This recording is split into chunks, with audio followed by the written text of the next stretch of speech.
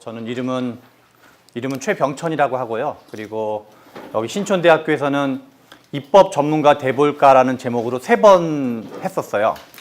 3번 했었고, 그리고 이제 여기 신촌대 말고도 그냥 이렇게 뭐 페이스북이라든가 등등에서 이제 아름아름 아는 분들이 요청을 해가지고 뭐 입법, 보좌진, 이슈 파이팅 뭐 이런 등등등 관련돼서 이제 하기도 하고, 그 다음에 좀 개인적으로는 이제 복지국가 문제나 한국 경제 이런 쪽에 관심이 많거든요. 그래서 그런 약간 정책적인 것도 이제 그 일종의 이제 한국형 복지국가론 뭐 이런 거 관련해서 하기도 하고 그러는데요. 그래서 지금 그냥 제 그 이름은 아무튼 최병천이라고 하고요.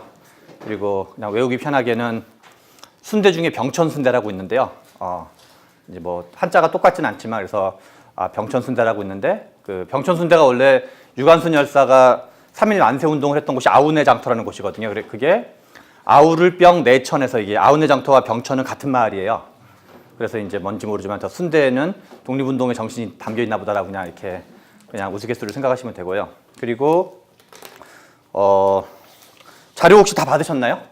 지금 나눠드린 자료가 2가지인데요. 하나는 보도자료 사례모음이라는 두꺼운 자료가 하나가 있고요. 그 다음에 세상을 바꾸는 보도자료 만들기, 정말 보도자료로 세상을 바꿀 수 있을까라는 제목의 자료를 제가 2가지 나눠드렸는데, 넉넉하게 복사해서 안 받으신 분 아무도 없죠? 그렇군요. 그래서 제가 여기 하나 더 있다. 여기 향 작가님 드리고, 예, 그리고 요것도 하나 더 있네요. 딱 황 작가님 것까지 하나 딱 더 있네요. 그래서 이거를 자료도 좀 약간 새로 만들었고요. 그 다음에 이 수업은 여러분들 좀 도움이 많이 필요한데, 그 입법보좌진 강의를 했을 때의 경험을 보면은 들으신 분들의 반응이 나쁘진 않았던 것 같아요. 어떤 만족도 같은 게 나쁘진 않은데, 저는 이제 예전에 논술학원 강사 같은 것도 한 적이 있었거든요. 근데 논술학원도 약간 2 종류가 있는데, 그 강의를 다 들으면 와, 강사 정말 잘났다라고, 그러니까 들을 땐 재밌고 하지만 나중에 내가 논술 글 쓰려고 그러면은 어떻게 되는지 하나도 안 남는 게 있어요. 그러니까 강사가 뭔가 아는 것도 많고 말 잘한다는 걸 배우는 거 많은 그런 논술 수업이 있고, 그렇지 않고 이제 써보는 수업이 있어요. 써보면은 처음엔 좀 못 쓰더라도 이제 하나씩 육하 원칙을 마치고 등등 하는 과정에서 논술 실력이 조금씩 늘어나는 게 있는데요. 근데 지금 입법보좌진 강의는 제가 입법보좌진 강의를 했지만 제가 생각하기에 실제로 우리 국회 전체에서도 입법을 중심으로 의정활동하는 경우는 별로 없어요. 그게 왜 그러냐면 실제로 어렵기 때문에 그래요. 되게 종합적인 능력 같은 걸 좀 요구하거든요. 그래서 입법보좌진 강의를 쭉 하면은 뭐 대단하다, 이건 할 수 있는데, 그래서 내가 뭘 해야 될 건지 생각하면 되게 막연할 수가 있거든요. 그래서 그런 점이 있어서 보도자료 이 강의는 주요 좀 이제 포인트가 우리가 사회이고 이게 참석도 좀 불투명할 가능성이 있거든요. 불규칙적일 가능성이 있기 때문에. 그리고 이게 보좌진들의 협조가 좀 필요해요. 우리 참석하시는 보좌진 협조가 필요한데, 그래서 이제 저의 목표는 실제로 실습을 해보는 거, 실습을 해보는 메커니즘을 따라가 보고 약간 부족한 점이 있으면 나중에 현직 보좌진들이나 저도 이제 또 아는 다른 보좌진들이 있으니까 그런 분들의 도움을 받아서라도 자료를 요청해보고, 우리 사회 안에 다 못하면, 왜냐하면 자료를 요청하고 받는데 좀 기한이 걸려요. 그러면 아무튼 한번 이렇게 그거 비슷하게 써보는 거, 이런 것까지 해보는 게, 그래서 이제 그리고 뭔가 반응이 좀 좋고 열의가 있는 분들은 후속 어떤 것까지도 염두에 두고, 우리가 이제 이게 좋은 인연이기 때문에 그래서 좀 적극적으로 임해주시면 좋겠고, 그리고 실습은 뭐 이렇게 최근에 나왔던, 몇 년 전에 나왔던 책 중에서 서울대에서 누가 A+를 받는가라는 제목의 되게 유명한 책이 있거든요. 서울대 학생들 성적 좋은 사람들을 대상으로 조사를 했더니 다 암기형으로 했다라는 내용인데, 실습은 훨씬 더 수업하기가 힘들어요. 이 프로그램 짜는 것도 힘들어가지고. 그래서 저도 그냥 강의하는 거는 그냥 이렇게 막 얘기하면 되는 건데, 실습은 이게 뭔가 이렇게 여러 가지 아구가 맞아야 돼가지고 저도 처음 해보는 거고, 실습하는 거는. 그래서 같이 좀 노력하면서 좀 해보자라는 말씀을 드리겠고요. 그리고 팀은 좀 이따가 좀 같이 짜면 될 것 같고요. 팀을 같이 짜면 될 것 같고, 그 다음에 오늘 그러니까 지금 계획은 저런 거예요. 1회는 일단 좀 수업을 진행을 하고, 그리고 수업을 진행하는 과정에서 보도자료라는 거는 글쓰기랑 좀 다른데요. 보도자료라는 건 엄밀하게 말하면 그냥 기자라고 생각하시면 돼요. 그래서 여러분들의 실제 경쟁 상대는 제가 오늘 나눠줄 자료에도 있는데 홍보 마케터의 가장 미션은 홍보를 뉴스로 만드는 거라는 어느 책에 있는 표현이 있는데요. 그러니까 그래서 이제 어떻게 하면 이게 뉴스 가치가 있는지 만들기 하는 게 본질적인 미션이거든요. 그런 거기 때문에 오늘 이제 하면서 이런저런 얘기를 좀 하는 걸로 할게요. 제 소개는 좀 이렇게 생략을 하는 걸로 하고, 그래서 앞에 좀 얘기를 하고 1회, 2회, 3회 정도는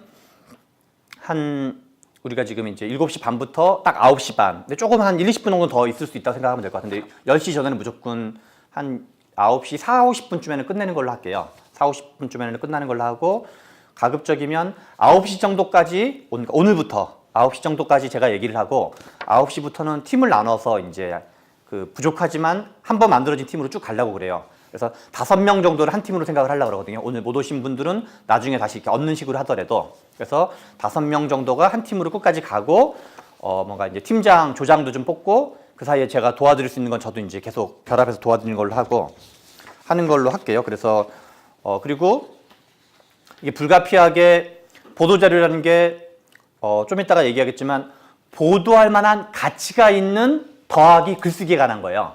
두 가지 미션이 있는 거거든요. 보도할 만한 가치가 있는 걸 만들어내는 거에다가 글쓰기를 해야 되기 때문에 그러니까 이제 그러니까 뭔가 익힐 습에서 익히는 거를 경험을 하려고 그러면 글쓰기를 안 해볼 수가 없어요. 그래서 제가 이후에 여러분들한테 이제 윤범기 기자님이 하는 방식이기도 한데, 논자각가라는 곳에서 하는 방식이기도 한데 글쓰기 숙제를 내줄 거예요, 반드시. 그리고 저도 실은 약간 좀 그런 품이 훨씬 더 많이 들거든요. 참사가고 그러려면. 그래서 같이 좀 노력하면서 글은 무조건 써봐야지 느는 거거든요. 그래서 글쓰기 숙제를 내줄 거고, 그런 걸 좀 염두에 두면서 한번 하는 걸로 할게요.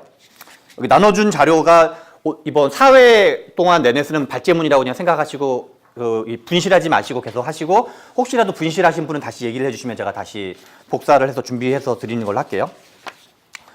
그냥 앞에 1페이지부터 보도록 할게요. 제목은 세상을 바꾸는 보도자료 만들기, 정말 보도자료로 세상을 바꿀 수 있을까? 그리고 이제 저는 개인적으로 지금 국회를 20대 국회라고 그러고 지난 국회를 19대 국회라고 그러는데요. 저는 정말로 제가 이제 노동시간 양으로 국회에서 아마 가장 많은 일을 했던 사람 중에 한 명일 거라 생각을 하는데요. 세상을 바꾸는 막 재미가 있었어요. 내가 막 약간 미친놈처럼 막 주말에도 출근하고 밤새 막 하고 그러면 뭔가 이렇게 어떤 억울한 사람들, 뭔가 세상을 바꾸는 거를, 그래서 약간 그런 맛에 이제 슈퍼울트라 과로 같은 걸 하게 되는데요.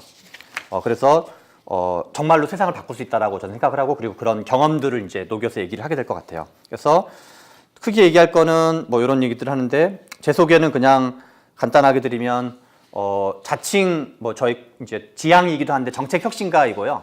그리고 이제 약간 민주당 쪽에 관여하고 있고요. 그쪽이랑 이제 있는데, 그런 거에 제가 특별히 정당 그런 걸 고려하진 않을 거고요. 같이 어느 분들이든 다 도와주려고 그러고, 저는 이제 복지국가 같은 거에 관심이 많았었고, 그리고 이제 진보정당 쪽에서 활동을 많이 했었고, 이제 여차저차한 시기 약간 논술학원 같은 걸 했어가지고 논술학원 강사나 첨삭 같은 걸 좀 한 적이 있었고요. 그래서 등등등 그런 경험이 있었습니다. 제가 아마 들었던 분들도 많이 있을 텐데 2페이지를 보는 걸로 할게요.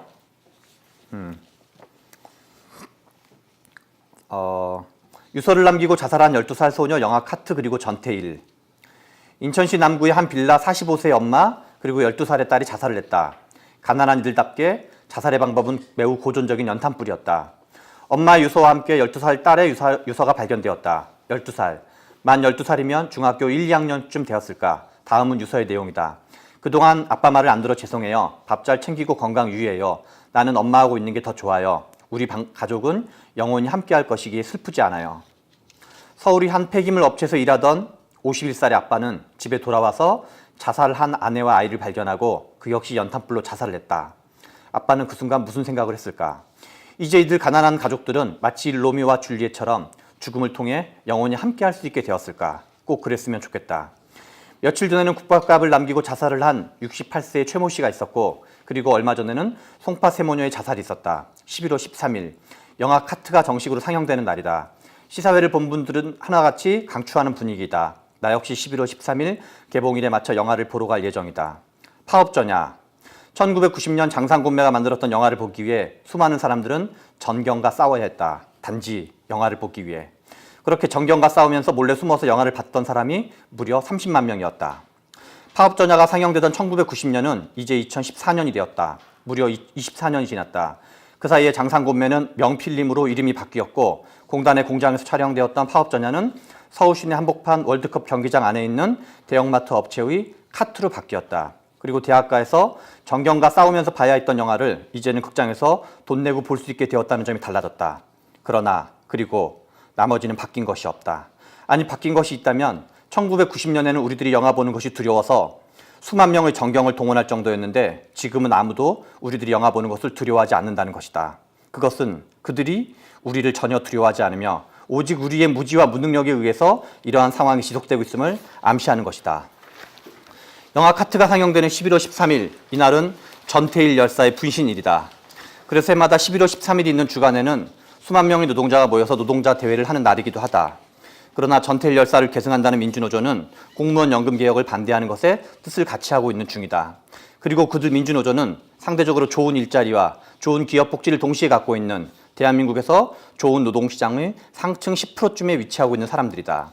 내 핸드폰 끝번호는 1970이다. 내 이메일 끝번호도 1970이다.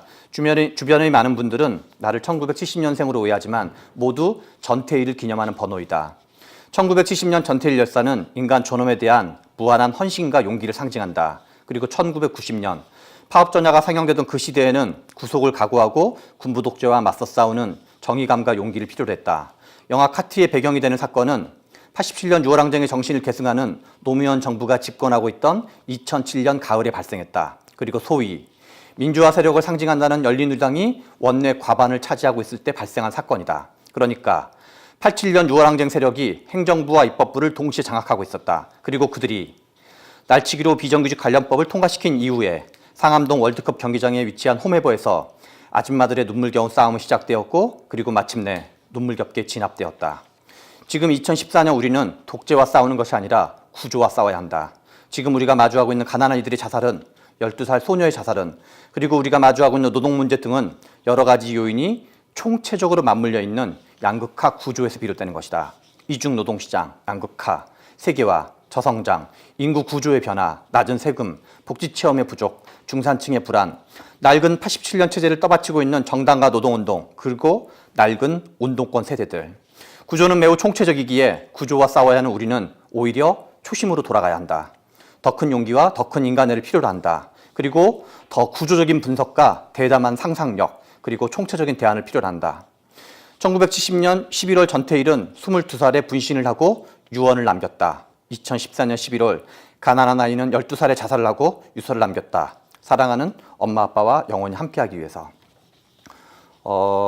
아무튼 뭐 그냥 제가 원래 약간 감성적인 글을 페북에 잘 쓰지는 않는데요. 보통은 약간 이제 정책적이거나 논리적인 걸 쓰는데 그때는 이런저런 생각이 들어서 썼고 그리고 이제 제가 이거를 이제 항상 이런 거 할 때마다 읽는데요. 글에는 그때 그 감정이 담겨 있는 것 같아요. 그래서 읽으면 그때 감정 같은 게 막 살아나는데요. 그건 이제 같이 다 느끼시면 될 것 같고 그리고 이제 제가 지금 뭐 여러분들 만나는 자리도 그렇고 제가 하고 싶은 것도 마찬가지인데 하나 더 하고 할게요. 그러니까 지금은 뭐 제가 이제 그런 걸 저는 되게 많이 겪었는데요. 열심히 했는데 사회를 뭔가 악화시키는 거로 기여하는 경우가 의외로 많았던 것 같아요. 예컨대 뭐 인류 역사에도 그런 게 많았지만 아무튼 그래서 이 구조를 들여다보려는 노력을 하지 않으면 정말 헌신적으로 열심히 했는데 사회를 악화시키는 경우가 의외로 되게 많을 수 있다라는 생각을 많이 하게 되는데요. 그건 앞으로 차츰 하고요. 이거는 제가 국회 보좌관 생활하면서 생각났던 시예요. 여러분들도 아마 다 비슷한 역할이고 인데요. 박노해 씨의 그 노동의 새벽이라는 시집의 처음으로 나오는 시이기도 한데요. 그냥 이거 하나 읽고 곧바로 들어가도록 할게요. 우리 세 가족의 밥줄을 쥐고 있는 사장님은 나의 하늘이다. 프레스에 찍힌 손을 부여잡고 병원으로 갔을 때 손을 붙일 수도 병신을 만들 수도 있는 의사 선생님은 나의 하늘이다. 2달째 임금이 막히고 노조를 결성하다 경찰서에 끌려가 세상에 죄 한 번 짓지 않은 우리를 감옥소에 집어넣는다는 경찰관님은 항시 두려운 하늘이다. 죄인을 만들 수도 살릴 수도 있는 판검사님은 무서운 하늘이다. 관청에 앉아서 흥하게도 망하게도 할 수 있는 관리들은 겁나는 하늘이다. 높은 하늘, 힘 있는 사람, 돈 많은 사람은 모두 하늘처럼 벤다. 아니 우리의 생을 관장하는 검은 하늘이시다. 나는 어디에서 누구에게 하늘이 되나. 대대로 바닥으로만 살아온 힘없는 내가 그 사람에게만은 이제 막 아장거름만 시작하는 미치게 예쁜 우리 아가에게만은 흔들리는 작은 하늘이겠지. 아 우리도 하늘이 되고 싶다. 짓누르는 먹구름 하늘이 아닌 서로를 받쳐주는 우리 모두가 서로가 서로에게 푸른 하늘이 되는 그런 세상이고 싶다. 실제로 국회 보좌관, 이제 보좌관이 4급이고 비서관이 6급이고 뭐 등등등이고 국회 보좌진은 전부 다 그 개인의 힘으로부터 권능이 나오는 게 아니라 국회의원으로부터 권능이 나오는 거고 국회의원의 권능은 헌법으로부터 나오는 거거든요. 그래서 실은 아마 여러분 여기 이제 아마 의원실 계시는 분도 있고 아니면 이제 전직으로 있거나 아니면 앞으로 계실 분들이 있는데 우리가 하늘 쪽에 종사하는 하늘업에 있는 사람들이에요. 실제로 그래서 어떤 작은 정성을 들여서 하면 정말로 달라질 수 있어요. 근데 그렇지 않고 그냥 이렇게 직장 생활하듯이 그냥 뭐 그런 좋은 게 좋은 거지 하면은 이 뭐랄까 이렇게 여기 나왔던 이제 검은 하늘과 뭐 푸른 하늘이라고 됐는데요. 그래서 그런 얘기를 좀 하고 싶었고요. 그래서 저는 우리가 하다 보면은 시행착오는 겪을 수 있고 부족한 점은 있을 수 있는데 저는 자세와 태도가 훨씬 더 중요하다 생각을 해요. 마음가짐이 있으면 속도는 좀 느려도 우리 인생이 뭐 짧지 않기 때문에 나중에라도 저는 다시 배울 수 있다 생각을 하거든요. 뭐 저만 해도 뭐 잘한 것보다 못한 게 훨씬 더 많기 때문에 평생을 이렇게 돌이켜 보면은 그래서 그런 게 저는 훨씬 더 중요하다고 생각해서 그런 이렇게 두 가지 얘기를 했었고요. 앞에 얘기를 좀 볼게요. 이제 여기 얘기는 좀 짧게 이 의미를 좀 환기하기 위해서 법안을 중심으로 얘기하지는 않을 건데요. 5페이지를 볼게요. 법안 발의 통과, 법안 발의 통과, 그다음에 보도자료 현황. 이거는 이제 19대 국회 때 제가 했던 것들 한번 다 이렇게 추려봤어요. 그리고 그래야지만 이제 여러분들한테 강의할 때도 좀 도움이 될 것 같아서 이 표만 보시면 돼요. 표만 보시면 되는데요. 19대 국회란 2012년부터 2016년 사이에 있던 그 4년간의 국회를 얘기하고 대충 박근혜 대통령과 임기가 거의 비슷했다고 생각하시면 돼요. 반드시 일치하는 건 아니지만 발의된 총 법안 개수를 보면요. 접수 기준 맨 밑에를 보시면 총 개가 17,822개예요. 대충 18,000개 또는 2만 개를 기억을 하시면 돼요. 그래서 대충 19대 국회에서는 대략 2만 개 정도 법안이 발의되었다. 그리고 그중에 국회의원이 발의한 게 한 대충 16,000개 정도 된다라고 기억을 하시면 돼요. 그 다음에 처리 개수를 보시면 되는데요. 처리는 퍼센테이지를 좀 보시면 돼요. 의원이 발의한 법안은 34.6%가 통과가 되었고 정부가 발의한 법안은 73.5%가 통과됐어요. 그러니까 대충 기억하시기를 국회의원이 발의한 법은 10개 중에 대충 3개 정도 통과된다. 그게 수준이 어떻든가 무관하게 퀄리티가 막 되게 허접한 거건 아니면 정부가 낸 법안 자구 한두 개 바꾼 거가 됐건 아무튼 그런 것까지 다 합쳐서 10개 중에 3개 정도 통과가 된다. 반면 정부가 낸 법은 10개 중에 7개 정도가 통과가 된다. 퀄리티가 어떻든가 무관하게. 물론 정부가 낸 법들이 퀄리티가 훨씬 더 높아요. 당연하게도. 훨씬 더 조직적으로 준비한 거기 때문에. 근데 그러면 여기서 여러 가지 시사점이 나오는데 그 중에 하나는 뭐냐면 법안은 발의하는 것도 물론 힘들지만 통과되는 게 훨씬 더 힘들다는 거예요. 그러면 다른 질문이기도 한데 법안은 도대체 어떨 때 통과되는 것인가라는 질문이 생겨요. 그게 이슈 파이팅이에요. 뭔가 계속 연료를 부어야 돼요. 뭔가 이렇게 뭐랄까 우리가 차가 갈 때 무슨 이렇게 엔진이 발동을 걸지만 엔진이 역할을 하는 거고 뭐 연료를 계속 빼줘야 되는 거잖아요. 그래서 계속 이제 꺼지지 않도록 연료를 떼주고 그 사회에 다양하게 흩어져 있는 에너지를 이쪽으로 모아야 돼요. 에너지. 에너지 보존의 법칙에 의하면 세상의 에너지는 그대로인데 아무튼 다른 데 갈 에너지를 일로 끌고 와야 돼요. 일로 끌고 와가지고 그래야지만 이 법이 통과가 되는 건데요. 그런 거가 언론, 이슈, 홍보, 마케팅 그런 것의 총체적인 거예요. 그래서 실은 저는 이제 마케팅을 제가 따로 공부했던 사람이 아니지만 제가 입법을 하면서 그냥 계속 생각해가지고 이럴 경우는 더 잘 될 것 같다라고 해서 한 다음에는 이제 제가 의원실에 있을 때는 책을 볼 여력이 별로 없었는데 나중에는 결국은 마케팅 이론이랑도 거의 비슷해요. 마케팅 이론, 행동경제학, 진화심리학 이런 거랑 다 만나게 돼요. 뭐 등등등. 그런 거를 그래서 법은 발의하는 것도 힘들지만 통과시키는 건 훨씬 더 힘들다. 그러기 위해서는 이런저런 다양한 게 필요하다. 이거는 제 법안의 내용인데 이거는 나중에 보시면 아시겠지만 되게 다양한 법들이 있어요. 제가 발의한 법이 여기 개수를 보면은 총 38건인데요. 제가 법안을 만들 때 저의 약간 이제 지론 비슷한 것 중에 하나는 구호성 법안을 만들지 않는다는 거였어요. 제가 이제 진보정당 쪽에 오래 있으면서 민주당에 가지는 저의 불만이 있었고 진보정당에 가지는 제가 불만이 있었는데 민주당에 가지는 저의 불만은 국민들이 먹고 사는 문제를 주로 하지 않고 약간 정쟁적 이슈를 중심으로 한다는 게 제가 가진 불만이었고 진보정당에 가진 저의 불만은 약간 구호성 접근을 많이 한다는 게 이제 제가 가진 불만이었는데 물론 각각의 또 의미는 있긴 하겠지만 그래서 나라도 저러지 말아야지라는 생각 그래서 서민들이 먹고 사는 문제를 가지고 쟁점화한 다음에 실제로 통과시키는 것 그거를 저는 1cm 복지국가라고 표현했어요. 아무튼 1cm라도 간다. 그리고 남 탓하지 않고 핑계대지 않고 예컨대 뭐 당 지도부가 안 도와줘서 내지는 언론이 주목하지 않아서 이런 핑계 일체 없이 제주껏 그러니까 내가 설득할 수 있는 유일한 한 명 의원이랑 둘이 이렇게 아무튼 호흡을 맞춰서 세상 아무도 관심이 없으면 관심 있게 만드는 것까지 나의 미션이라고 생각을 하고 아무튼 제주껏 통과시킨다. 그게 이제 그러면 법안을 발의하는 경우는 있는데 법안을 통과시키려고 계속 지속적으로 노력하는 경우는 실은 의외로 많지 않아요. 그리고 제가 해봐서 아는데 진짜 힘들어요. 진짜 힘들어서 아무튼 이제 그런 얘기들을 좀 할 거고요.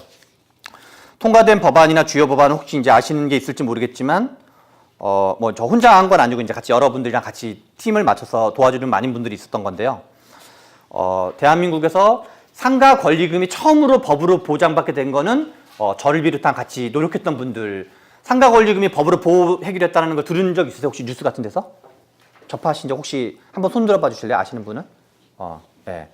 그게 상가 권리금이 원래 용산 참사 배경이기도 하거든요. 용산 참사의 발단이 원래 상가 권리금 문제였는데 법안이 발의된 적도 없어요, 별로. 논리적으로 되게 어려운 법안이어가지고 아무튼 상가 권리금, 그다음에 뭐 차명거래 금지법, 편의점 불공정 해소법, 편의점 불공정 관련된 뉴스를 2012년부터 16년 사이에 신문, 언론, 방송에서 접하신 적이 있으면 저희 의원실 뉴스였을 가능성이 매우 높아요. 그거 이제 저희가 다 한 건 아니지만 그 중에 뉴스 소스의 한 70% 정도는 저희에서 나갔다고 볼 수 있을 것 같은데 편의점이라든가 브랜드 이슈에서 특히 같은 경우.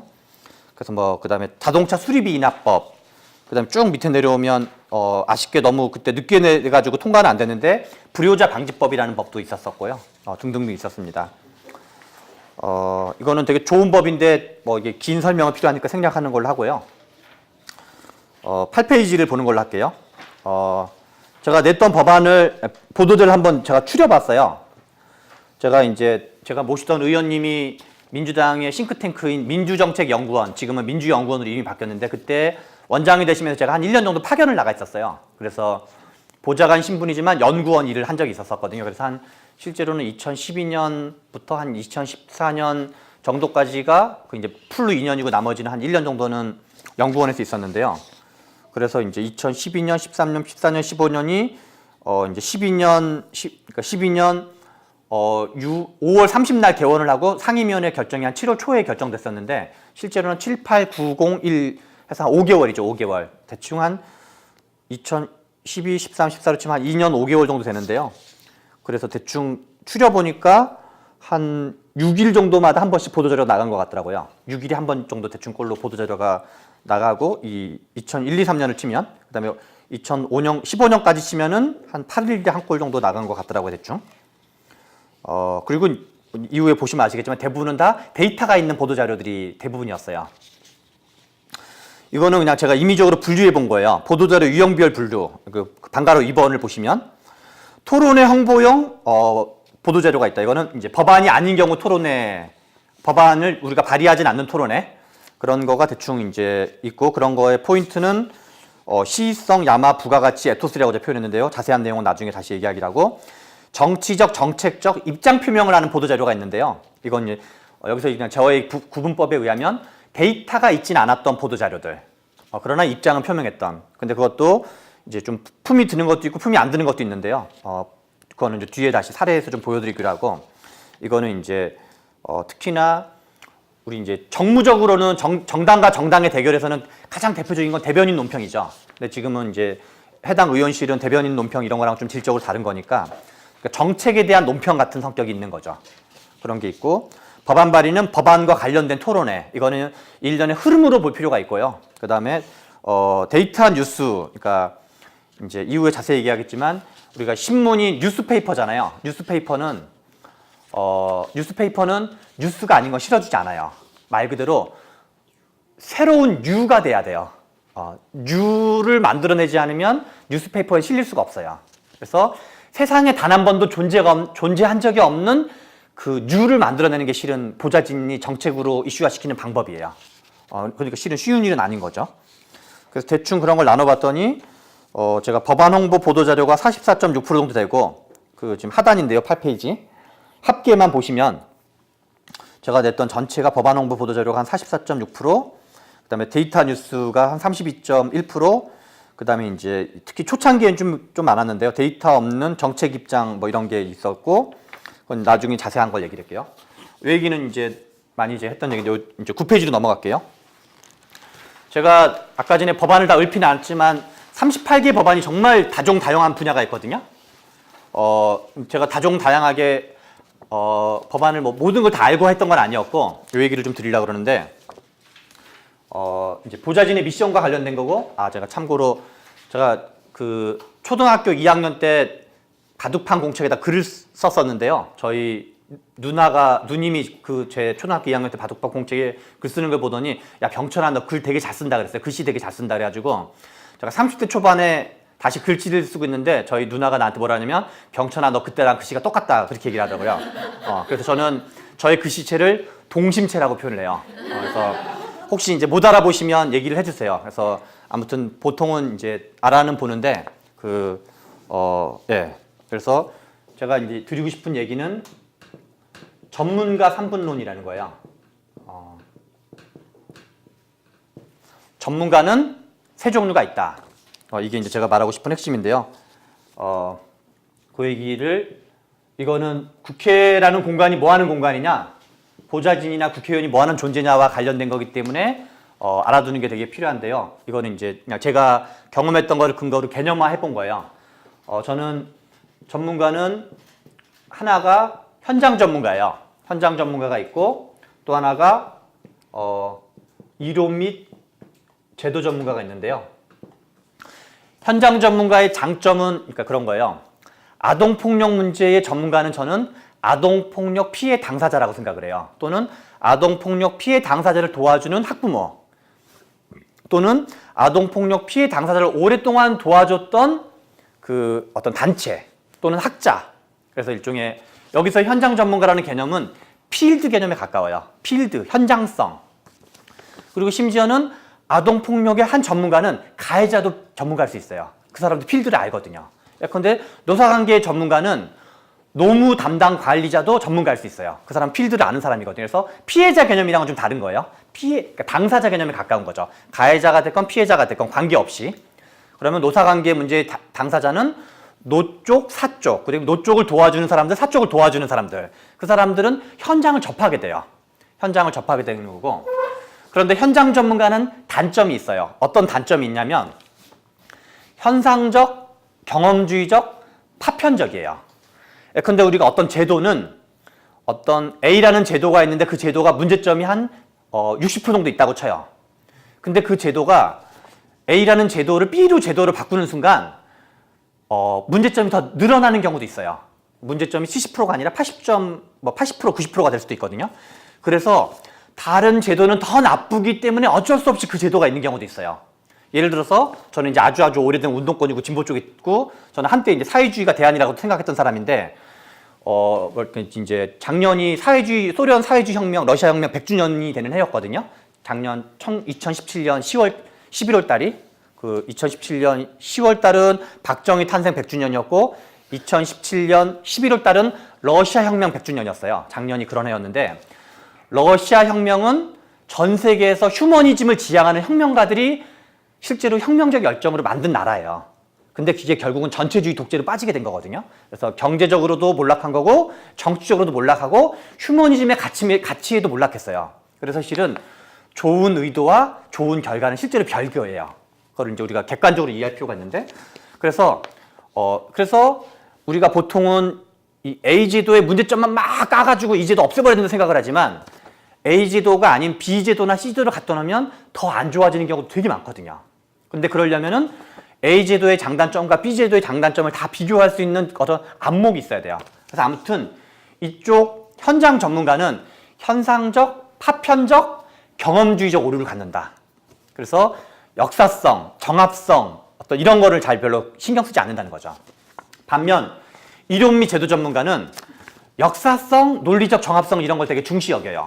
그런데 이번에 지금 최근에 미투 운동이 활발하게 있지만 어떤 제도는 진화의 산물인데 원래 참고로 진화라는 거는 진보 개념이랑 다른 거예요. 제가 작년에 이제 뭐 아무튼 과학사 책을 몇 권 본 적이 있는데 다윈이 말했던 진화는 원래 목적도 방향도 없는 거래요. 그냥 말 그대로 적자생존인 거예요. 계속 끊임없는 적자생존. 그래서 뭐가 진화의 산물이라 해서 이게 더 우월하다 그런 건 없는 거예요. 그냥 그게 살아남은 거예요. 그냥. 그래서 우리가 있는 지금 제도는 뭔지 모르지만 진화의 산물이에요. 이게 이제 더 좋다라는 의미랑은 다르게. 근데 과거에는 그랬을지 모르지만 지금은 환경이 바뀌어서 안 맞을 수가 있거든요. 근데 이론 및 제도 전문가는 속성상 보수적인 성향을 갖고 있어요. 왜냐면 과거를 유지되던 거부터 거기에 좀 더 필이 꽂혀 있어가지고 거기에 관심이 가 있어가지고 야 이거는 이러이러한 이유 때문에 이러는 거야 하면서 뭔가 계속 이렇게 막는 역할을 하게 되거든요. 근데 그때랑 지금이랑 똑같은지 어떻게 알아? 그거는 알 수 없다가 정답이거든요. 그래서 이론 및 제도 전문가는 속성상 보수적인 성격을 갖고 있고 대표적인 사람들이 이제 어떤 법조인들은 더 그런 거죠. 종교, 법 이런 거 특히 이제 논리적 짜임새를 중시 여기는 그리고 법 중에서도 민법이 특히 그렇죠. 법 중에서도 요는 뭐냐면 현장 전문가는 장단점이 있고 정반대되는 장단점을 이론 및 제도 전문가가 갖고 있다는 거예요. 그래서 둘 다 어떤 진실의 절반만 갖고 있어요. 그래서 연결 전문가가 있다는 거예요. 연결 전문가라는 직업은 이 사람 얘기 한번 들어보고 예컨대 이제 뭐 노동 문제라고 칩시다. 노사관계 분쟁이 있어가지고 노동자들을 힘없는 노동자를 도와주기 위해서 내가 사업장을 갔어요. 근데 사람은 자기한테 유리한 것만 말하게 돼 있고 심지어 영화 메멘토 같은 영화를 보셨는지 모르겠지만 실제로는 나중에 자기한테 유리한 것만 실제로 기억에 남게 돼요. 자기한테 불리한 거는 자기가 의도하지 않더라도 자기의 무의식 세계에서 그거를 기억을 제거시켜요. 그러면 예컨대 어느 노동자가 무슨 뭐 분규가 있어서 내가 도와주러 갔지만 그 사람이 의도하든 의도하지 않든 다 자기한테 유리한 것만 얘기하게 돼 있어요. 모든 피해자 집단이 그게 뭐 아동폭력이 됐건 뭐 학교폭력이 됐건 성폭력이 됐건 뭐가 됐든 간에 그래서 그 사람의 약자를 도와주는 거랑 그 사람 말을 100% 믿는 거랑은 다른 문제라는 거예요. 그래서 이 사람 얘기를 다 들어보고 내가 자세와 태도는 어떤 약자를 도와주려는 자세와 태도를 가지고 있다 하더라도 이 얘기를 들은 다음에 이 사람한테 물어봐야 돼요. 그게 사실이냐? 그 지도는 왜 그런 거냐? 무슨 이유가 있었던 거냐? 그럼 이 사람이 어쩌고 떠들면은 다시 이 사람한테 물어봐야 돼요. 내가 들어봤더니 실은 이렇다는데 하면서 이 사람은 이쪽 얘기 한번 들어보고 저쪽 얘기 한번 들어보고 그리고 자기가 그걸 이제 걸러야 되는 거. 거기서 논점을 찾아내야 되는 거예요. 아, 이게 논점이구나. 이 사람은 이거랑 견해가 다르구나. 그래서 그 둘을, 그러니까 이쪽을 대변해 주는 거랑, 그러니까 약자를 대변해 주는 거랑 옛날에 그 김상조 공정거래위원장 표현인데 저는 이제 정무위원회라는 공정거래 하는 상임위원회 있었는데요. 경쟁법의 취지는 경쟁 그 자체를 보호하는 것이 경쟁자를 보호하는 것은 아니다라는 표현이 있어요. 그러니까 경쟁 그 자체를 보호하는 것이 경쟁법의 미션이지 그냥 그 어떤 경쟁자를 보호하는 게 미션이 아니라는 표현이 있는데 비슷한 거예요. 우리가 지향하는 거는 추상적인 약자 일반을 도와주기 위한 것이지 특정 약자의 말을 100%다 인정하는 건 아니라는 거죠.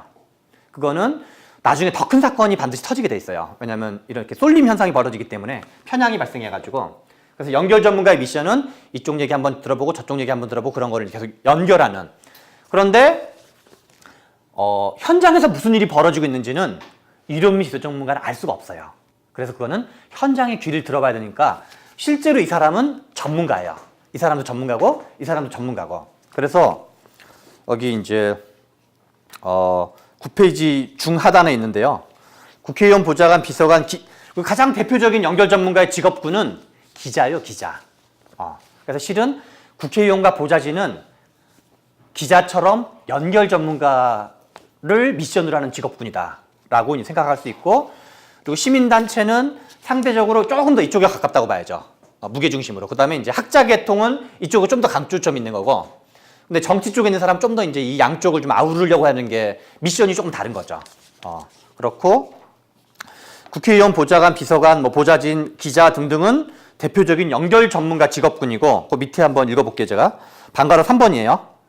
이제 제가 정리했던 의미인 건데요. 전문가 3분론의 실천적 의미 3가지라고 제가 정리를 했는데요. 첫째, 세상에서 아무리 잘나고 똑똑하고 좋은 대학, 좋은 스펙을 가져도 그 사람은 3분의 1만 전문가이다. 그 사람이 무슨 뭐 서울대에, 하버드대에 무슨 뭐 우주 무슨 대학을 나왔다 하더라도 그 사람은 딱 3분의 1만 전문가이다. 두 번째는 모든 평범한 시민들은 3분의 1씩은 전문가이다. 자기가 오랫동안 있는 분야. 예컨대 뭐 아빠, 엄마, 남편, 뭐 부인, 내지는 뭐 애인, 내지는 뭐 젊은 여성, 뭐 학교 선생님 등등 우리 왜 가지고 있는 다양한 우리가 존재적 칭의들이 있잖아요. 그 분야는 내가 그만큼은 전문가라는 거예요. 특별하게 뭐 더 잘난 누군가 전문가가 있는 게 아니라 내가 무슨 일을 겪고 내가 종사하는 곳에서 무슨 일이 벌어지는 거는 실은 나보다 더 잘하는 사람은 없는 거예요. 또는 우리들, 나와 유사하게 있는 사람들 외에는 그들보다 더 잘하는 사람은 없다고 봐야 되는 거죠. 그리고 마치 대학 교수인 사람이 자기가 필드를 모르면서도 전문가인 척 하는 사람은 그 사람은 싸구려 전문가일 가능성이 매우 높다고 봐야 돼요. 허접한 그 약간 그 교조적인 학문을 했던 사람이라고 봐야 될 확률이 매우 높다고 봐야 되고, 세 번째는 세상을 바꾸는 전문성은 언제나 3단 합체로부터 해야 된다. 현장 전문가, 이론 및 제도 전문가, 연결 전문가가 셋이 합체 로봇을 할 때만 변화를 만들어낼 수 있다는 거죠. 그냥 이게 현행 유지가 아니라 이제 우리가 정치 이런 쪽 뭔가를 바꾸는 업무를 하는 사람들인데, 그러면 이 에너지를 모아야 돼요. 그래서 이게 있고, 그 다음에 요 앞에 9페이지 상단을 볼게요. 9페이지 상단을 보시면 제가 상임위원회 개수는 원래 설문지로도 보내드렸지만, 우리나라 상임위원회가 기본 상임위원회 13개, 겸임 상임위원회 3개, 예결특위를 치면 1개가 있는데, 예결특위를 좀 논외로 하면 16개 상임위원회가 있는데, 이 16개 상임이라는 것은 어떤 의미를 갖는 거냐면 대한민국의 모든 이슈에 16분의 1이 걸쳐 있다는 얘기예요. 근데 모든 이슈라는 말은 원래 무한대라는 걸 의미하는 거예요. 무한대의 16분의 1은 무한대죠. 그래서 무한대를 아는 거는 애초에 불가능해요. 미국은 물론 미국은 이제 상원은 주당 2명이고 하원은 인구 비례로 되어 있거든요. 그래서 상원은 우리나라로 치면 거의 30여 명 가까이 보좌진이 있다 그래요. 국회의원 1명이 그러니까 거기는 규모의 경제가 가능하기 때문에 약간 분업화가 가능해요. 뭐 회계 전문가, 무슨 전문가, 마케팅 전문가. 근데 우리는 국회의원이 뭐 이렇게 운전하는 사람 다 포함해서 9명밖에 안 되고, 그 중에 홈페이지 관리하고 뭐 회계 관리하고 후원금 관리하고 하면은 실제로 의원실에서 정책을 하는 사람은 실제로 1명 내지 많으면 3명밖에 없어요. 그러니까 겸하는 거 포함해가지고. 그러니까 한국의 그러니까 입법부 현실은 분업화가 안 돼 있어요. 더더군다나 다른 나라에 비해서. 분업화가 안 돼 있으면 어떻게 되었냐면 이것저것 다 잘해야 돼요. 한국은 원래도 이것저것 다 잘해야 되니까 아무튼 그런 요구를 하는데, 그래서 한국의 정치 입법부 현실도 그렇고 원래 국회 미션도 그렇고, 원래 자기가 아는 지식으로 뭘 하려고 그러는 사람은 실제로도 가장 멍청한 사람이 돼요. 제가 짧게 사례를 들면 모 국회 때 있었던 이제 환노위에 있었던 A 국회의원과 B 국회의원이고, A 국회의원은 자타가 공인하는 노동적 전문가였고, B 국회의원은 자타가 공인하는 아무것도 모르는 사람이었어요.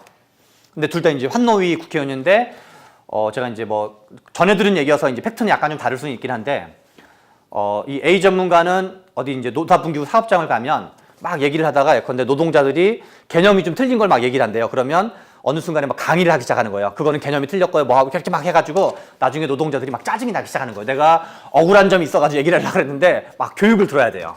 근데 이 사람은 완전히 생초짜여가지고, 그러니까 일종의 근로기준법이 뭐예요? 뭐 이런 거 물어보고 있는 거예요. 뭐 무슨 근로기준법이 뭐예요? 노동삼권이 뭐예요? 이런 완전히 그냥 이 사람 국회의원 맞아? 환노위 국회의원 맞아라고 생각이 들 정도로 아무것도 모르는데, 이 친구는 계속 듣는 거예요. 그리고 모르는 걸 계속 물어보고, 그러니까 모르면 모른다고 하면서 계속 들으니까 나중에 그 현장 노동자들이 이 사람 훨씬 더 좋아했대요. 왜냐하면 이 사람은 그러니까 원래 국회의원이라는 게 대의하는 거잖아요. 그러니까 대의하는 미션에도 이 사람이 더 역할을 했던 거고, 그렇기도 하고, 그리고 내가 무슨 예컨대 학식을 요구하는 게 아니잖아요. 어떤 그 사람들이 아픔을 대변하거나 무슨 일이 벌어지는지를 하는 게 중요한 거지. 그래서 그리고 국회에서 실제로 일을 잘 못하는 사람 중에 사자 붙는 직업을 가진 사람 중에 일을 잘하는 사람이 실제로 드물어요. 그러니까 박사, 무슨 회계사, 뭐 이런 사람이 물론 이제 약간 아주 고도의 전문성, 이런 회계사, 세무사 이런 거 좀 약간 다를 수는 있는데 변호사들 중에 일 잘하는 사람이 거의 없어요. 국회 보좌진 중에서. 그러니까 전혀 없는 건 아니지만 확률적으로 드물어요. 그게 왜 그러냐면 사자 붙는 사람은 과하게 자기 그게 있는 거예요. 자기 맹신, 과신이라 그럴까? 그래서 자기가 아는 거를 가지고 하려는 사람은 실제로 멍청한 사람이 돼요.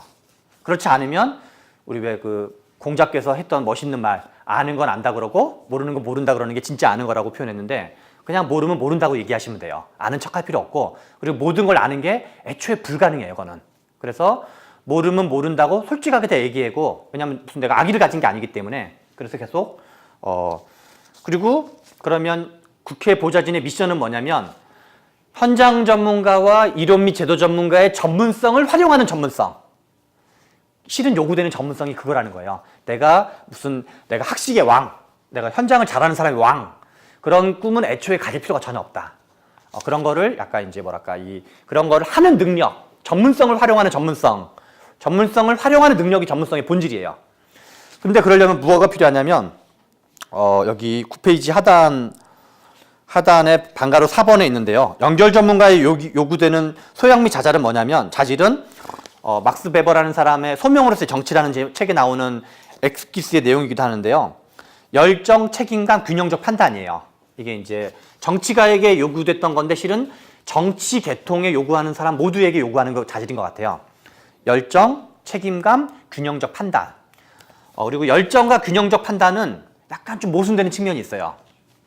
그거를 이제 원래 독일에서 직업과 소명은 약간 같은 뜻이라 그러더라고요. 우리나라에서 천직이 어떤 미션을 얘기하는 거기도 하고 소명을 얘기하는 거, 그러니까 직업을 얘기하는 것처럼 우리나라로 치면 약간 천직이랑 비슷한, 천직, 천명 이런 거랑 좀 비슷한 뜻인데, 소명이라는, 독일에서 소명이란 말은 최장집 교수님의 해제에 의하면 칼뱅이즘에서 나온 말이고, 내가 태어나는 그 순간부터 신이 나에게 부여한 미션이라는 거예요. 그래서 나의 존재 이유 같은 거예요. 그래서 온갖 갓난 신고가 있어도 반드시 해야 될 어떤 미션, 그게 원래 소명이라는 거에서 뜻이고, 그래서 그거를 그래서 그걸 하기 위한 열정인데, 그래서 그거를 최장직 교수님 뭐라 표현하냐면 차가운 열정이라고 표현을 해요. 그러니까 우리가 열정이 내가 하고 싶은 걸 마음대로 하는 그런 어떤 카니발 같은 열정이라기보다, 그런 카니발 같은 열정이라기보다 내가 반드시 해야 되는 단 한 가지 일을 위해서 나머지 모든 걸 절제하는 열정. 그게 이제 칼뱅이즘에서 말하는 어떤 소명, 열정의 본질이라는 건데요. 아무튼 그래서 되게 실은 까다로운 주문이죠. 열정과 균형적 판단을 동시에 요구하는 건 진짜 쉽지 않은 거고, 하나의 나는 되게 열정적이고 또 하나의 나는 유체이탈을 해가지고 나를 제 3인칭으로 바라볼 수 있는 나이가 또 있어야 되거든요. 그런 이제 저는 유체이탈이 되게 좋은 말이라고 생각을 해요. 유체이탈 할 수 있는 능력이 있어야지만 역지사지를 할 수 있기 때문에, 뭐 이명박 대통령과 박근혜 대통령이 유체이탈을 많이 하긴 했지만 아무튼 전 유체이탈은 되게 좋은 거다 이렇게 생각을 하는 사람인데요. 그리고 열정, 책임감, 균형적 판단과 더불어서 좀 더 우리가 흔히 쓰는 말로 보충 설명을 하면, 아까 말한 전문가를 잘 엮어내고 활용하는 전문성이라고 표현했는데, 그러려면 당연히 겸손해야 돼요. 왜냐하면 상대방의 주장이 일종의 우리가 정치적 스펙트럼을 적극 진보, 소극 진보, 중도, 소극 보수, 적극 보수라고 가정을 하면, 예컨대 이제 그거를 다르게 말하면 적극 진보는 약간 극좌, 내지는 적극 보수는 약간 극우라고 치면, 내랑 파트너를 맺은 사람이 그러니까 이 사람이 모든 이슈에서 다 괜찮은 사람이 아닐 거 아니에요. 사람마다 아는 게 있고 모르는 게 있으면 이 사람이 극좌적인 얘기를 하는지 아닌지를 내가 걸러낼 수 있어야 될 거 아니에요. 그래서 그러려면, 그리고 내가 싫어하는 상대방의 주장도 내가 그거를 역지사지를 할 수 있어야 돼요. 역지사지를 하려면 실제로 최소한 논리적으로는 겸손해야 되는 거예요. 그리고 저는 옛날 논술학원 할 때도 그런 얘기를 했었는데, 내가 가장 증오하는 사람의 주장을 역지사지할 수 있어야 된다가 저의 생각이에요. 논리적인 사람이 되려면. 그러니까 예컨대 전두환, 학살자 전두환의 주장도 일리가 있을 수 있다고 생각할 정도, 내지는 아주 내가 원수, 진짜 그러니까 나의 감정을 수그러뜨릴 필요는 없어요. 그건 내 내면의 세계이기 때문에. 그러나 최소한 머리로는 내가 지금 당장 이 사람한테 소새끼 말새끼 어쩌고저쩌고 떠들고 뭐 이 어쩌고저쩌고 하더라도 집에 가서는 그래 저 말은 저 새끼 말이 맞아 라고 나 혼자는 곱씹을 수 있을 정도의 어떤 그런 냉정함이 저는 이제 필요하다고 생각하는데, 그러려면은 실은 겸손해야 돼요. 겸손, 그다음에 논리적인 사고력. 실은 논리적 사고력은 저는 되게 중요하다고 생각을 해요. 이게 기자도 비슷한 건데요. 그거는 이제 우리 하면서 앞으로 접하게 될 거고, 이거는 좀 더 어려울 수는 있지만 대안제시 능력, 대안을 만들어내는 능력, 이건 좀 더 고차원적인 걸 봐야 되고, 그다음에 대인관계 능력이 되게 중요한데요. 대인관계 능력은 당연히 인성과 품성이 중요해요. 인성과 품성 이렇게 뭐 그리고 뭐 그러잖아요. 이렇게 왜 근데 진보인데 싸가지 없고 갈등지향적인 사람이 있고, 보수인데 겸손하고 통합지향적인 사람이 있으면 당연히 이 사람이 더 좋은 사람인 거 아니에요. 그렇잖아요. 논란의 여지가 없잖아요. 그래서 세상에 기준이 하나밖에 없는 것도 아니고, 뭐 잘생겼는데 싸가지 없는 거랑 좀 못생겼는데 겸손한 사람이 있으면 물론 처음에는 싸가지 없어도 잘생긴 거로 할 수 있지만 지내보면 되게 열받는 일이 많이 생기거든요. 그런 것처럼 인간의 기준은 되게 다양한 기준이 있는데, 그거는 진보 보수는 그 중에 정말 여러 가지 중에 한 가지밖에 안 되는 거잖아요. 그래서 이제 보수도 좋은 보수가 있고 나쁜 보수가 있고, 진보도 좋은 진보가 있고 나쁜 진보가 있다. 그런 어떤 이제 정치로만 보지 않는 인성, 품성, 그다음에 커뮤니케이션 능력, 뭐 상대방 말을 듣고 말하고 논지를 파악하고 이런 능력, 이런 게 실은 훨씬 더 중요하다. 그게 있어야지 최소한 상대방 말을 논점이 뭔지 파악할 거 아니에요. 이 사람이 무슨 얘기를 하는지는 파악을 해야 될 거 아니에요. 그래서 그런 게 중요하다. 대안을 주도하는 정치는 어떻게 가능한가? 이 얘기는 좀 빨리빨리 할게요. 이거는 약간 이제 자세와 태도이기도 하고 앞으로 하면서 점점점 이제 마주치게 될 문제인데요. 그리고 저는 이제 한국 민주주의가 과거에는 영화 택시 운전사 혹시 보셨어요? 그 다음에 이제 최근에 1987, 그러니까 우리나라는 1948년도 정부가 수립된 이후로 1997년 김대중 정부에 의해서 최초로 정권 교체되기 전까지 정권이 바뀐 적이 한 번도 없었고, 97년도에 처음으로 정권 교체가 된 거예요. 그 다음에 2000년도에 노무현 대통령이 됐고, 그러니까 김대중 정부랑 노무현 정부는 태어나서 한 번도 여당인 걸 해본 적이 없다가 여당이 된 사람들이에요. 그러니까 마치 태어나서 한 번도 연애 본 적 없다가 연애 보거나 태어나서 한 번도 엄마 아빠가 돼본 적이 없다가 한 것처럼 당연히 서투르기 마련이에요. 이게 뭐 그래서 정당하다는 얘기가 아니라 일단 서투르기 마련인 거가 있는 거죠. 근데 그러니까 언제 또 집권할지 알 수가 없어요. 그래서 우리나라가 이제 뭐 퇴행하냐, 일본처럼 되느냐, 일본 자민당 1.5당 체제로 가느냐 마느냐 이런 논란이 있었는데, 이번에 탄핵이라든가 정권 교체를 하면서 지금 정치학자들 다수의 판단은 한국의 민주주의는 공고화됐다라는 생각을 가지고 있어요. 그러니까 그리고 운동장 기울기도 이게 이제 그 사실인지 아닌지가 이제 달라졌다고 봐야 돼요. 최소한 평평해졌거나 경우에 따라서는 반대로 기울기가 바뀌었을 수도 있어요. 그러면 앞으로 뭐가 중요하냐면, 야당일 때는 약간 좀 반대하는 거 중심으로 하거나 네거티브 중심이어도 되는데, 앞으로는 가면 갈수록 어떤 능력을 갖게 될 거냐면, 우리 한국 정치 전체가 전 그렇게 될 거로 봐요. 정책적 자질을 요구하게 될 거예요. 예를 들어서 선거에서도 내가 선거에서 승리하기 위해서는 예컨대 50대 유권자가 중요하다. 그러면 50대 유권자를 어떻게 땡길 거예요? 50대 유권자를 땡기는 방법은 50대가 어떻게 지내고 있지? 뭘 좋아하지? 관심사가 뭐지를 파악해야 돼요. 예컨대 50대는 자녀들이 뭐 예컨대 대학교 정도를 나오는 나이고, 그러면 50대는 자녀들이 취업에 관심이 있고, 가계부채 문제 관심이 있고, 지금 뭐 가계부채가 정부가 세게 해가지고 부동산 정책에 관심이 있고, 내지는 뭐 LTV가 어쩌고 뭐 DTI가 어쩌고, 그 다음에 또 이제 50대는 정리해고 가능성이 있고, 50대 중에서도 뭐 자영업자가 몇 프로고 비정규직이 몇 프로고, 그러니까 비정규직 이슈 중에는 뭐 이런 어쩌고저쩌고 해서 실은 50대 표를 땡기려면 저는 50대 표를 받고 싶습니다라고 해서 땡기는 게 아니라 50대가 어떻게 살고 있는지, 50대의 욕망이 뭔지를 분석하고 그거를 어떤 정서적, 정치적, 어떤 이미지적 접근을 동시에 해야지. 근데 50대가 좋아하는 연예인이 예를 들어서 이영애 씨다.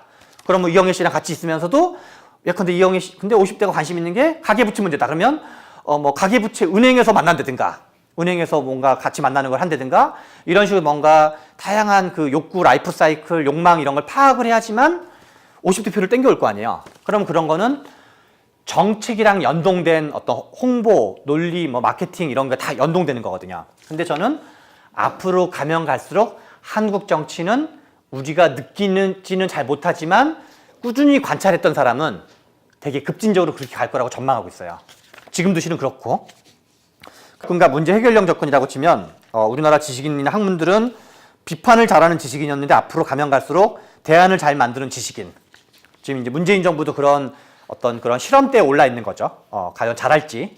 이게 마음씨가 착하다 그래서 잘할 수 있는 거랑은 좀 별개 문제이기 때문에 비판 반대를 잘하는 사회운동, 대안을 주도하는 사회운동, 비판 반대를 잘하는 정당, 대안을 주도하는 정당 이런 미션이 있고 10페이지 하단에 표를 보여줄게요. 제가 저는 이 정책 입법, 대안 이런 거에 아무튼 미친놈처럼 지냈었는데요. 이제 이거를 좀 잘 안 지워지는군요.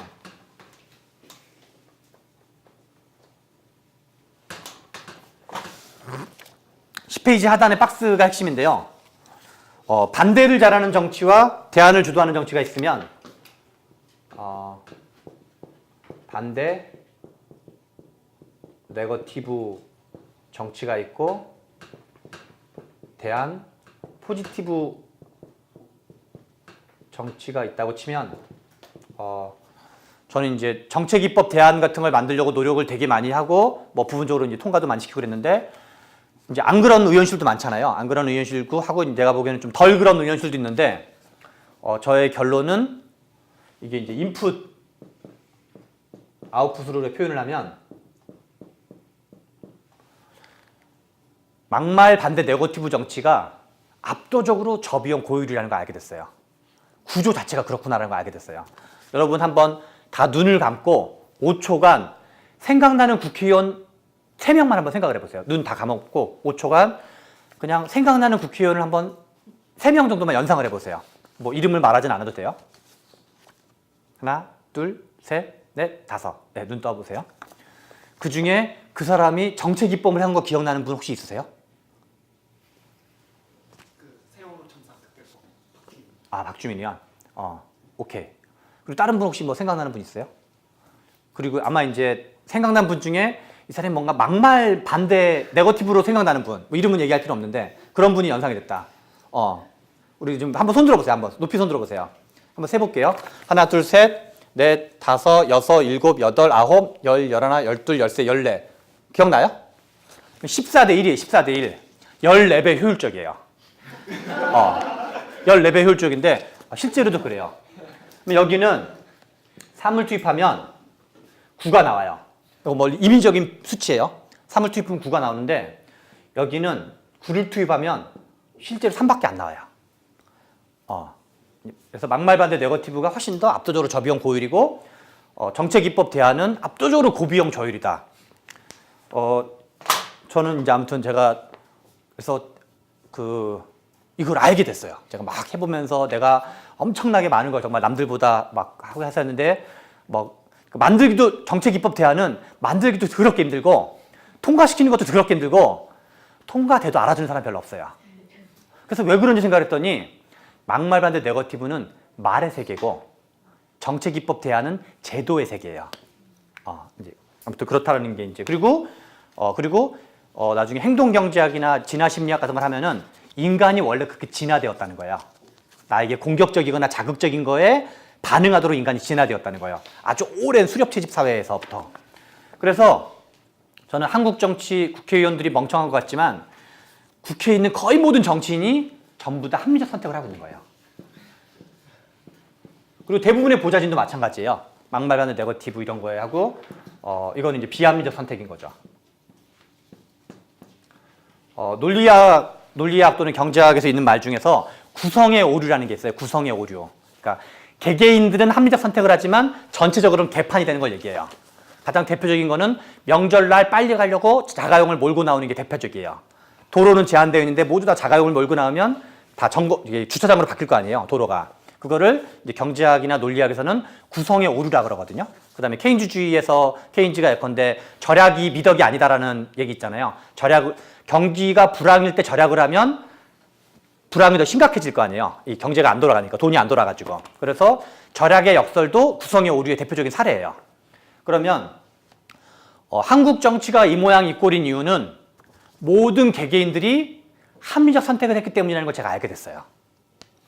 그래서 여러분도 그 미션에 당면하게 되는데 한국 정치가 이 모양 이 꼴인 거의 원인은 구조가 그냥 이렇기 때문이다라는 게 저의 진단의 결론이고, 그러면 내가 좋은 정치, 정책 입법 대안이 중심이 되는 정치를 하려고 그러면, 그러니까 나에게는 합리적이지만 나라 전체는 개판이 되는 거고, 그러려면 반대의 선택을 해야 되는데 제가 생각한 대안은 세 가지예요. 첫째, 목적 의식적으로 비합리적인 사람이 돼야 돼요. 이게 제일 중요해요. 빈말이 아니라 목적 의식적으로 비합리적 선택을 해서 다분히 미련한 사람이 되는 걸 각오하면서 내가 손해보는 걸 감수할 수 있어야 돼요. 그러면 논리적으로는 그런 거죠. 나에겐 비효율적이지만 전체적으로 합리적인 게 될 거예요. 이게 첫 번째고, 두 번째는 목적의식적으로 비합리적인 사람이 돼도, 우리 이제 완전 산수인데요. 내가 여기라는 이걸 이제 A라고 피고 이거를 B라고 칩시다. 내가 B라는 포지셔닝을 채택했는데, 이런 걸 정말 내가 좋은 우리 사회를 좋게 만드는 걸 기여하고 싶은데, 내가 이 사람이랑 경쟁을 하는 거예요. 실제로는 홀로 존재하는 게 아니라 내가 아웃풋을 9를 만들려면 몇을 투입을 해야 돼요? 그렇죠. 27을 투입해야 되겠죠. 그러면 이 사람이랑 비교하면 몇 배예요? 실제로 9배 유능해야 돼요. 그래서 대부분 다 이걸 선택하는 거예요. 그러니까 바깥에 있을 때 여러분들 아마 국회 바깥에 있을 때 멀쩡한 사람 왜 국회만 가면 약간 또라이 비슷하게 되는가를 목격한 적이 되게 많을 텐데, 그분들이 다 9배만큼 유능하지 않고 그래서 결국 합리적 선택하는 걸로 귀결됐기 때문에 그런 거라는 거죠. 그래서 목적의식적으로 비합리적 선택을 하는 거는 마음가짐의 문제지만, 이거는 물론 임의적인 수치예요. 이게 9배일 수도 있고, 이게 이제 2를 투입하면 4, 4를 투입하면 2라고 치면 4배가 돼요. 그래도 내가 생각하기에 최소 4배에서 9배고, 그리고 원래 전쟁론에서는 성을 지키는 것보다 성을 함락하려고 그러면 3배의 군사력이 필요하대요. 제가 생각하기에 아무리 적게 잡아도 3배 내지 9배 정도 유능해야 돼요. 3배 내지 9배 정도 유능하지 않으면 결국 적자 생존에서 도태당할 거예요. 나는 비합리적 선택을 했다가 결국 실업자가 되는 어떤 이중적 비합리적 선택에 귀결될 거예요. 그냥 잘려요. 나중에는 이 새끼야 꺼져. 이 새끼야 너는 집에 가서 합리적 선택해 이 새끼야 하면서 의원이 자를 거예요. 여러분들 다. 그래서 잘리지 않으려면 이제 실제로 4배, 그러니까 3배에서 9배 정도 유능하지 않으면, 그래서 유능해져야 돼요. 유능해져야 되고, 그게 쉽지가 않아요. 그리고 이제 그러면 제가 이제 요령으로는 나는 예컨대 9배 유능해야 되는데 5배만 유능하다 라는 거가 있을 수 있잖아요. 그러면 이제 그거에 대한 저의 얘기는 절반은 비합리적 선택을 하고 절반은 합리적 선택을 하라. 포트폴리오를 하라. 왜냐면 잘리면은 처자식도 있고 먹고 사기 힘들어지잖아요. 그래서 절반은 그냥 아무개처럼 맨날 이렇게 그냥 직장인 비슷하게 이제 하는 거죠. 그래서 그러면 이제 근데 내가 한 배 유능할 때랑 2배 유능할 때, 3배, 4배, 5배, 6배 유능할 때 뭔가 내가 9배 정도 유능해야지만 좀 고상하게 인생을 할 수가 있는 거야. 야, 이 자식아, 나는 그런 거 안 해. 근데 내가 무능할수록 실은 약간 이제 좀 약간 그 비리비리하게 살아야 되는 거야. 그냥 내 머릿속에 분명히 이게 쪽팔린 건지 알고 있는데 그 사람들은 모르고 하지만 난 이제 알게 됐잖아요. 근데 내가 그런 쪽팔린 걸 같이 따라하고 있거든요. 근데 별 방법이 없어요. 먹고 살려면. 그래서 그런 거 너무 뭐라 그러지 말고. 아무튼 이제 그게 이게 이제 개인이 선택할 수 있는 경우는 목적의식적으로 비합리적 선택을 하는 거랑, 두 번째는 실제로 3배 내지 9배가 유능해야 된다고. 장기적으로는 왜 그런 거냐면 여기가 훨씬 더 시장이 크기 때문에 그래요. 그리고 여기는 원래 저비용 고효율 시장이고 여기는 고비용 저효율 시장이기 때문에 비유하면 여기는 2천만 명이 관심을 갖는 시장이고, 그러니까 예컨대 여기는 말의 세계고 여기는 제도의 세계라 했잖아요. 여기는 생산, 유통, 소비 모두가 저비용 고효율이고 여기는 생산, 유통, 소비 모두가 고비용 저효율이에요. 제도의 세계이기 때문에. 그러면 그 사회 전체가 이쪽에 목적의식적으로 비합리적인 투자를 해줘야 돼요. 그 사회 전체가. 그거를 저는 정책 생태계라고 표현을 해요. 여기에 보면은 여기 쓰지는 않았는 것 같은데, 정책 생태계는 여기 있네요. 박스 볼게요. 노동조합, 그러니까 생산, 유통, 소비로 본 건데요. 노조, 시민단체, 대학, 싱크탱크, 정당. 생산, 그 다음에 이제 유통은 주로 언론, 소비는 여기는 소비 주체이기도 하죠. 노조, 시민단체, 대학, 싱크탱크, 정당. 이런 6개 집단. 이 노조, 그러니까 유럽의 사회민주주의 복지국가는 노동조합의 정책 역량이 되게 발달해 있는 거예요. 근데 한국은, 그러니까 한국, 예컨대 저는 이제 스웨덴 복지국가 같은 게 관심 많았는데, 스웨덴 복지국가와 한국의 차이는 스웨덴 3인당과 한국 민주당 수준 차이인 거고, 동시에 스웨덴 노총과 한국에 있는 민주노총, 한국노총의 수준 차이인 거고, 스웨덴 경총과 한국 경총의 수준 차이기도 한 거고, 스웨덴 보수정당과 한국 보수정당의 수준 차이인 거예요. 이 네 집단이 수준이 다 똑같은 거예요, 그냥. 뭐 나머지는 멀쩡한데 예컨대 뭐 노총은 잘하고 있는데 정당은 뭐 비리비리하거나 아니면 언론은 잘하고 있는데 뭐 정당만 비리비리한 게 아니라 다 그 모양 그 꼴이어가지고 이제 다 그런 거다. 그래서 그러면 이 6개, 저는 이게 정책 생태계의 6개 플레이어들이라고 생각하는데 이 6가지 집단이, 그럼 여러분들이 어딘가에 종사할 경우에는 핑계를 대면 안 되는 거예요. 왜 핑계를 대면 안 되냐면 그 핑계가 타당한 핑계이기 때문에 핑계를 대면 안 되는 거예요. 왜냐하면 그 핑계를 대는 순간 언제나 그 사회는 그냥 그 자리인 거거든요. 나 혼자가 어쩌란 말이야?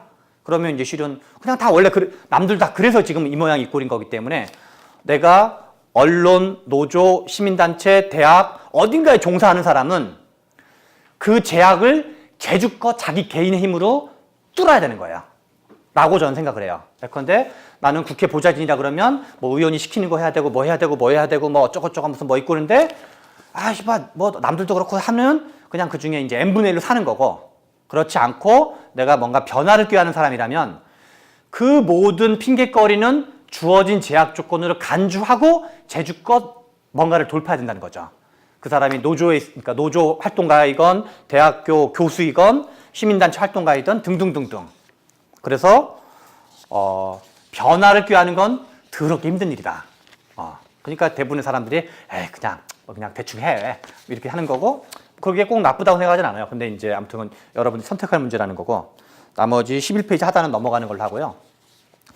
언론 얘기를 좀 몇 가지 하는 걸로 할게요. 왜냐하면 제가 이제 논술이나 등등을 줘야 되기 때문에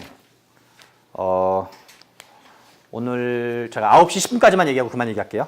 그리고 조를 짜고 이제 약간 그걸 할 텐데요. 여기는 좀 빨리빨리 얘기를 할게요. 12페이지. 제가 이제 어디 누군가 장은수라는 옛날 민음 출판사 사장님 하시던 분이 페이스북에 올렸던 거를 제가 가지고 온 건데요. 광고와 홍보의 핵심은 광고를 뉴스로 바꾸는 작업에 있다. 이거를 다르게 말하면 예컨대 시민단체 활동가 또는 노동조합 활동가 아니면 의원실 보좌진이라면 의원이 잘났다라는 얘기를 뉴스로 전달하는 거예요. 그래서 그러니까 내가 말하고 싶은 건 결국 우리 의원 잘났다 이 얘기예요. 근데 그거를 우리 의원 잘났다 그러면 이게 기사가 안 될 거 아니에요. 우리 의원 잘났다 이렇게 보도자료 내면 누가 그거 기사 써주겠어요. 그게 아니라 삥삥 돌려가지고 사람들이 관심 있을 것 같은 얘기로 그걸 전달하는 거거든요, 결국. 왜 내가 간절히 뭔가 사귀고 싶은 어떤 예쁜 여성이 있으면은 그 사람이 꽃을 좋아하는지 책을 좋아하는지를 해가지고 꽃을 좋아하는 사람한테 꽃을 선물해주고 책을 좋아하는 사람한테 책을 선물해주는데, 그렇지 않고 뭐 꽃을 좋아하는 사람한테 책을 선물해주거나 책을 좋아하는 사람한테 꽃을 선물해주면은 약간 좀 이렇게 거시기한 거잖아요. 일이 성사가 안 될 거 아니에요. 그런 것처럼 결국 상대방의 욕망, 상대방의 기호 이런 거를 파악하는 거거든요. 그리고 그거에 부응하는 게 실은, 그렇지만 거기에 나의 의지가 반영되어 있는, 그게 실은 이제 저는 어떤 욕망이라는 개념이 이렇게 이제 다채로운 개념이라 생각하는데요. 좋은 보도자료란 무엇인가 이런 거를 좀 여기까지는 쭉 한번 얘기를 하고 해볼게요. 언론의 입장에서 좋은 보도자료는 언론의 미션을 그냥 생각하면 되는데요. 언론의 미션은 공적인 권력감시예요. 권력감시란 말은 다르게 말하면 누가 힘이 센 놈이냐를 생각하면 돼요, 언제나. 그리고 어느 놈이 공적인 거냐. 연예인 같은 사람 괴롭히지 말고, 그럼 우리 사회에서 가장 권력이 센 집단은 누구예요? 우리나라, 예? 한번 손 들어보세요. 재벌. 혹시 성함이 어떻게 되세요? 이진욱이요? 참고로 제가 잘생긴 남성이거나 예쁜 여성일수록 이름을 잘 기억 못하는 신기한 질병을 앓고 있는데, 혹시 제가 이름을 몰라서 물어보면은 내가 잘생기거나 예뻐서 그렇구나라고 좀 양해를 해주세요. 예, 나중에 혹시 또 물어보더라도 서운해하지 마시고. 예. 우리나라에서 누가 힘이 제일 세요? 그렇죠. 한국은 대통령제 국가예요. 그리고 박근혜와 이명박이 삼성보다 힘이 세다는 걸 입증했잖아요. 너 일로 와봐 새끼야 해가지고 막 이렇게 저는 권력은 시장에 넘어가지 않았다는 거를 입증한, 제가 옛날 글도 쓴 적이 있는데, 박근혜 대통령의 사회과학적 공헌이라고 제가 글도 쓴 적이 있는데, 권력은 시장에 넘어간 적이 없다. 그걸 넘어갔다고 착각했었던 거다. 진보 쪽이. 아무튼 그러면 한국 사회에 힘이 센 집단을 우리가 생각을 해보면 대통령, 그다음에 대통령과 관련된 사람들, 청와대죠.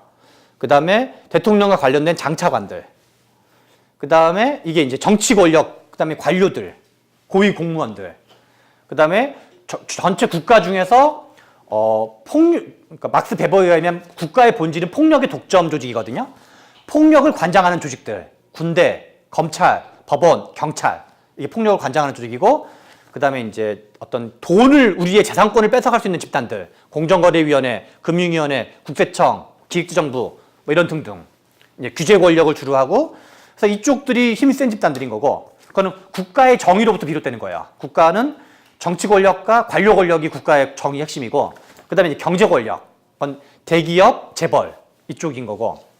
그래서 실은 우리가 이제 자본주의 국가에 살고 있는 사람들이면 자본주의는 자본 노동, 그리고 노동 중에서도 그러면 조직된 노동은 좀 더 상대적으로 힘이 세겠죠. 여기를 조직된 자본보다 힘이 세다고 말하기는 어렵지만, 정경련 경총보다 민주노총 창업노총이 힘이 세다고 생각하진 않지만, 근데 일반적인 사람들보다 힘이 세다고 봐야 되겠죠. 그러면 대통령제와 관련된, 대통령제와 링크되어 있는 집단들, 또는 이제 그 관료 집단들, 그다음에 이제 정당의 고위급 책임자들, 그다음에 이제 경제 권력과 관련된 사람들. 그래서 넓게 보면 정치 권력, 관료 권력, 경제 권력, 그다음에 부분적으로는 언론 권력 정도. 이런 정도가 공적인 감촉인데, 이거는 지금 주체가 언론이니까 그 세 집단과 관련된 거는 뉴스 가치가 있는 거예요. 그렇지 않고 예컨대 최병촌이 오늘 뭐 했냐 이런 거 뉴스 가치가 별로 없는 거예요. 왜냐면 그냥 우리 여러분들도, 우리가 아직은 이제 그런 공적인 지위를 갖고 있지 않은 거기 때문에 그건 우리의 인성과 무관하고 우리의 품성과 무관한 거예요. 언론의 그냥 미션이 그런 거죠. 그래서 그러면 그 시대에 누가 힘센 놈인지를 생각해야 되는 거예요. 힘센 놈을 잡으려고 생각하셔야 돼요. 그거는 이제 그다음에 작성자 입장에서 좋은 보도 자료라는 거는, 이건 기사 입장에도 마찬가지인데요. 좋은 보도 자료의 정의는 보도할 만한 가치가 있는 좋은 글이라고 그냥 정의하면 될 것 같아요. 그래서 하나는 보도할 만한 가치가 있는지가 뭔지를 탐구하는 과정이고, 또 하나는 그게 이제 일목요연한 그건데, 보도할 만한 가치가 있는 건 뭐냐? 저는 이제 한마디로 말하면 공적인 가치가 있었는데, 그거는 힘센 놈, 큰 권력. 또 하나는 국민들이 큰 관심이 있는 거. 물론 이거는 힘센 놈이라는 걸 좀 전제로 해야 되는 거예요. 예컨대 2016년 여름을 강타했던 가장 큰 이슈는 뭐냐면, 하나가 강남역 살인사건. 그거는 이제 한국 사회에서 성별 갈등, 남성과 여성이라는 갈등에서 많은 사람이, 특히 여성들이 어떤 울분이 있었고, 지금 미투도 마찬가지죠. 그 다음에 또 하나가 구의역 사건이었어요. 구의역 사건은 그 사발면이라는 그 사진이 실은 되게 큰 영향을 미쳤는데, 그 청년들의 아픔, 비정규직, 뭔가 이제 어떤 학력 갈등, 뭐 스펙과 스펙 없는 사람의 갈등, 그런 우리가 살면서 겪는 여러 가지 울분들이 약간 이제 집적되어 있던 게 구의역 사건이었거든요. 그래서 강남역 살인 사건, 구의역 사건, 이거는 직접적으로 이 사람들이 무슨 대통령이랑 관련도 없고 재벌들이랑 관련 없지만, 이게 3쿠션으로 쳐가지고는 뭐 관폐랑도 부분적으로 관련돼 있고, 이제 우리 사회 어떤 구조적인 모순, 그런 거랑 관련이 있는 거죠. 그런 이슈에는 여러분들 모두가, 내가 시민단체에 있건 노조에 있건 아니면 국회 보좌진이든 일단 그런 이슈에는 민감해야 되는 거예요. 그런 이슈에는. 그 다음에 사회적 공감대가 큰 것일수록 보도할 만한 가치가 있는데, 공감대는 어떻게 형성되느냐는 건데, 내가 책을 하나 추천드리면, 스틱이라는 제목의 책이에요. 마케팅에서 되게 유명한 책이거든요. 스티커 할 때 스틱인데요. 착 달라붙다. 착 달라붙는 원리가 뭔지를 6가지로 정리한 책이기도 해요. 이거 약간 이제 6가지가 왜 성공하는 사람들의 7가지 습관처럼 6가지는 뭐다라고 하면서 5만 가지 잡다구리한 사례를 드는데, 사례는 좀 덜 봐도 돼요. 사례는 한 뭐 반을 보든 3분의 1을 보든 그냥 그거는 이렇게 그냥 책을 그렇게 이제 해서 아무튼 이렇구나 정도만 보시면 돼요. 이거 거기서도 나오는 거고 뭐 거기 안 나오는 거기도 하고 이제 했는데, 아무튼 구체성, 신뢰성, 역발상, 의외성 이런 게 중요하다. 그 중에 이제 얘기를 들면, 구의역에서는 사발면이 되게 중요한 사건이었었고요. 사발면 사진이 있었냐 없었냐가 저는 구의역 사건이 이슈가 됐던 실은 분기점이었다 생각을 해요. 구의역 사발면 사진을 찍었던 사람이 한겨레 신문 기자였는데, 그게 한겨레 신문 1면이었어요. 그러니까 이제 아무튼 그래서 그것이 많은 사람에게 울림을 줘가지고 뉴스가 팡 엄청나게 커진 거죠. 그런 거는 정성이에요, 정성. 예, 그런데 여러분이 현장에 기자로 있는데 그 사발면을 발견하고자 하는 그 의지, 만약 그것이 하발면을 그 사람이 쓰지 않았으면 그런 유사한 사건 되게 많았었거든요. 그전에도. 그렇게 기사화되지 않았을 거예요. 그래서 저는 영화 택시 운전사도 그렇고 1987도 그렇고 저는 약간 이 사회과학적 사고를 되게 좋아하는 사람에서 약간 구조주의적 사고를 좀 즐겨하는 편이거든요. 근데 내가 뭐 나이를 먹어가서 그런지 모르겠는데 한 명의 실천이 저는 우리가 생각하는 거 이상만큼 실은 중요하다라고 많이 생각을 해요. 그 한 명의 실천이 없었으면 실은 역사는 많이 달랐을 수 있다. 그 한 명 한 명 실천들이. 그리고 이제 의외성 역발상은 비유 드는 게요. 개가 사람을 물면 뉴스가 안 되고 사람이 개를 물어야 뉴스가 된다는 표현이 있어요. 여러분 한번 저를 보면서 생각을 해봐요. 제가 사람이 맞잖아요. 근데 제가 여러분 이게 이제 실제 실화라고 생각을 해봐요. 내가 개를 이렇게 물고 있어요. 그 장면 잘 안 잊혀지지 않겠어요? 와, 저 새끼는 개를 물고 있네. 잘 안 잊혀질 거 아니에요. 그래서 개가 사람을 물는 것도 물론 잘 안 잊혀지겠지만 그건 상대적으로 그냥 그럴 수 있는데 사람이 개를 물고 있는 걸 정말 여러분이 목격하시게 되면 아마 평생 잘 잊지 못하실 거예요. 그리고 그거는 나중에 다른 책들을 쫙 보면은 그것도 진화 심리학적으로 인간이 그렇게 진화되었대요. 아까 말한 수렵 채집 때부터. 그러면 12페이지 하단을 볼게요. 이거는 이제 제가 경험했던 거를 집대성한 건데요. A 패키지라고 한번 읽어볼게요. 12페이지 하단의 박스예요. 보론. 사람이 개를 문다는 게 도대체 뭐냐? 이게 이제 말은 알아듣겠는데 이거를 우리 거꾸로 어떻게 응용할 수 있는 거냐? A 패키지는 안보, 한미동맹, 애국, 경제성장, 어르신, 영남, 경쟁 촉진, 시장, 기업, 친재벌 규제 완화, 선별복지, 법치주의, 줄 푸세요. 다음 장 넘어갈게요. 13페이지 상단인데 B 패키지인데요. B 패키지는 반독재, 민주화, 평화, 대화 중심 남북관계, 노동자, 노동운동, 노동조합, 경제민주화, 재벌개혁, 복지국가, 보편복지, 여성 페미니즘, 동성애, 인권, 규제 강화예요. A 패키지는 뭘 의미하는 것 같아요? 네? 보수를 얘기하는 거죠. B 패키지는 뭘 얘기해요? 그렇죠. 진보를 얘기하는 거죠. 그러면 우리가 이제 진보 그러면 예컨대 뭐 상대적으로 뭐 진보가 뭐냐에 대해서는 다양한 견해가 있을 수 있지만 민주당, 정의당, 민주노총, 언저리가 대충 진보에 가깝고 국민 다수의 생각으로 보면 자유한국당, 뭐 바른정당, 내지는 정경련, 경청 이쪽이 그다음에 이제 어떤 이제 약간 보수 언론 조중동으로 불리는 쪽이 상대적으로 보수에 가까운 거잖아요. 근데 만약에 박근혜가 복지국가를 얘기하면 그건 뭐예요? 그게 바로 사람이 개를 무는 거예요. 와, 박근혜가 복지국가를 해?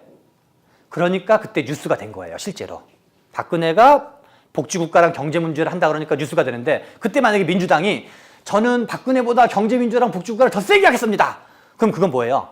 그거는 개가 사람을 세게 무는 거야. 그거는 멍청한 거야. 그렇잖아요. 그러니까 박근혜 후보가 당시 2012년 대선 후보가 뉴스가 된 이유는 사람이 개를 물었기 때문에 뉴스가 된 건데 사람이 개를 무는 그 목적어를 보고 나는 더 잘할 수 있습니다. 그때 민주당이 했던 프레임이 뭐냐면 저기는 가짜 경제민주화, 나는 전체 경제민주화를 했어요. 그런 거는 약간 멍청한 거죠.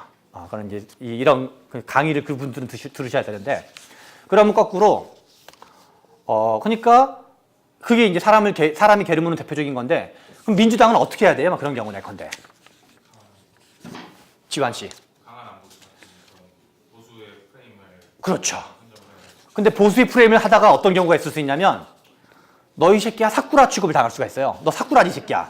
너 이 새끼야 네가 너 보수 정당 멤버 아니야? 너 그래서 그 사쿠라 무슨 말인지 알죠? 가짜 사이비 이제 뭔가 이쪽 진영에 있지만 실은 저쪽에 가까운 인간들 이런 걸 사쿠라라고 많이 그러는데 그러면 되게 얻어 터져요. 이쪽 진영으로부터. 그래서 그러다 가끔은 또 이렇게 국경선을 넘어서 가시는 분도 있어요. 조경태 의원도 막 하다가 국경선 넘어서 가버리신 건데 그리고 그러다가 이제 아작나는 경우도 많거든요. 지난번 이제 저는 뭐 약간 다르게 생각하지만 안희정 지사가 대선 후보 시절에 대원정이라는 걸 얘기했어요. 그래서 그것 때문에 안희정 지사를 싫어하는 분도 되게 많아요. 물론 그것 때문에 좋아하는 분도 많아요. 그게 이제 더하기 빼기 하면 플러스인지 마이너스인지는 좀 더 지켜봐야 되는데 그러니까 그런 데미지가 있는 거예요. 이쪽으로 넘어가는 거는 뭔가 보수의 아젠다로 쳐들어가는 거는 자칫하면 이쪽 전통 코어 유권자, 코어 지지층으로부터 사쿠라 취급을 당하기 되게 쉬워요. 근데 그러려면 엄청나게 그 사람의 코어가 단단하든가 예컨대 김대중 대통령이 1997년도에 DJP랑 연합을 했어요. 김종필이라는 사람이랑. 김종필은 누구냐면 박정희의 이 박정희랑 같이 5.16 쿠데타를 일으켰던 사람이에요. 그러니까 5.16 쿠데타를 일으켰던 사람이랑 같이 그러니까 정치 연합을 한 거예요. 공동정부를 구성했어요. 김대중 대통령이. 만약에 안철수 씨가 그랬다 생각을 해봐요. 안철수 씨가 김종필 또는 정몽준이랑 후보 단일화를 한다고 생각을 해봐요. 그러면 막 뭐 사쿠라 곱하기 사쿠라 한 10제곱 정도의 욕을 아마 들을 거예요. 근데 김대중과 노무현이 하니까 저 사람이 워낙 색깔이 센 사람이고 10년, 20년 동안 색깔이 센 사람이었거든요. 그러니까 제가 무슨 사쿠라가 아닌 건 다 아는 거예요. 그러니까 표를 확장하려고 어쩔 수 없이 하나 보다 라고 이해해 주는 거거든요. 그래서 실은 물론 이거는 가운데 있는 사람이 왼쪽 또는 오른쪽으로 하는 것도 마찬가지예요. 그런 딜레마가 있는 거예요. 딜레마가. 근데 어떤 경우에는 제가 이제 나중에 사례로 얘기할 텐데 그러니까 왼쪽으로 가거나 오른쪽으로 가는 거는 언제나 기존 질서의 반발을 초래하게 될 수도 있어요.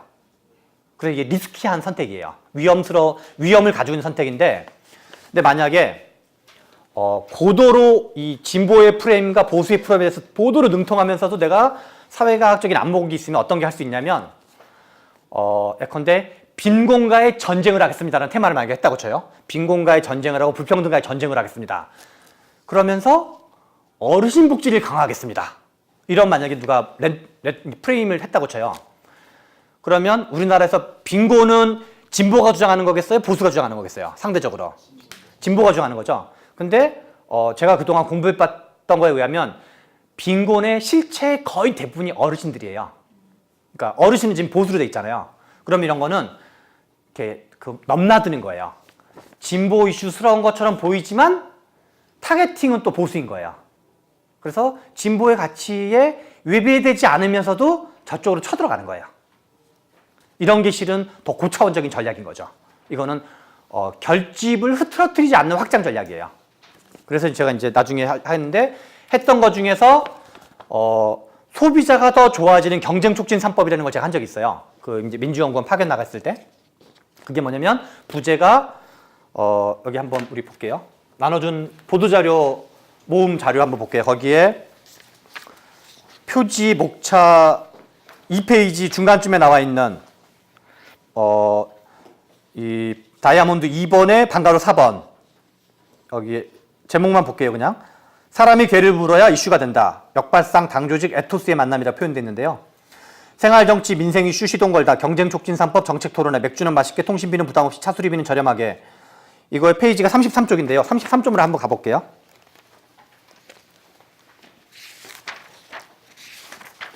이게 원래 저는 이제 총선을 앞두고 당의 노선을 일로 틀어서 제가 이제 당 이슈를 만들고 싶었던 포부로 제가 기획했던 이슈인데 나중에 당 지도부는 별로 관심이 없더라고요.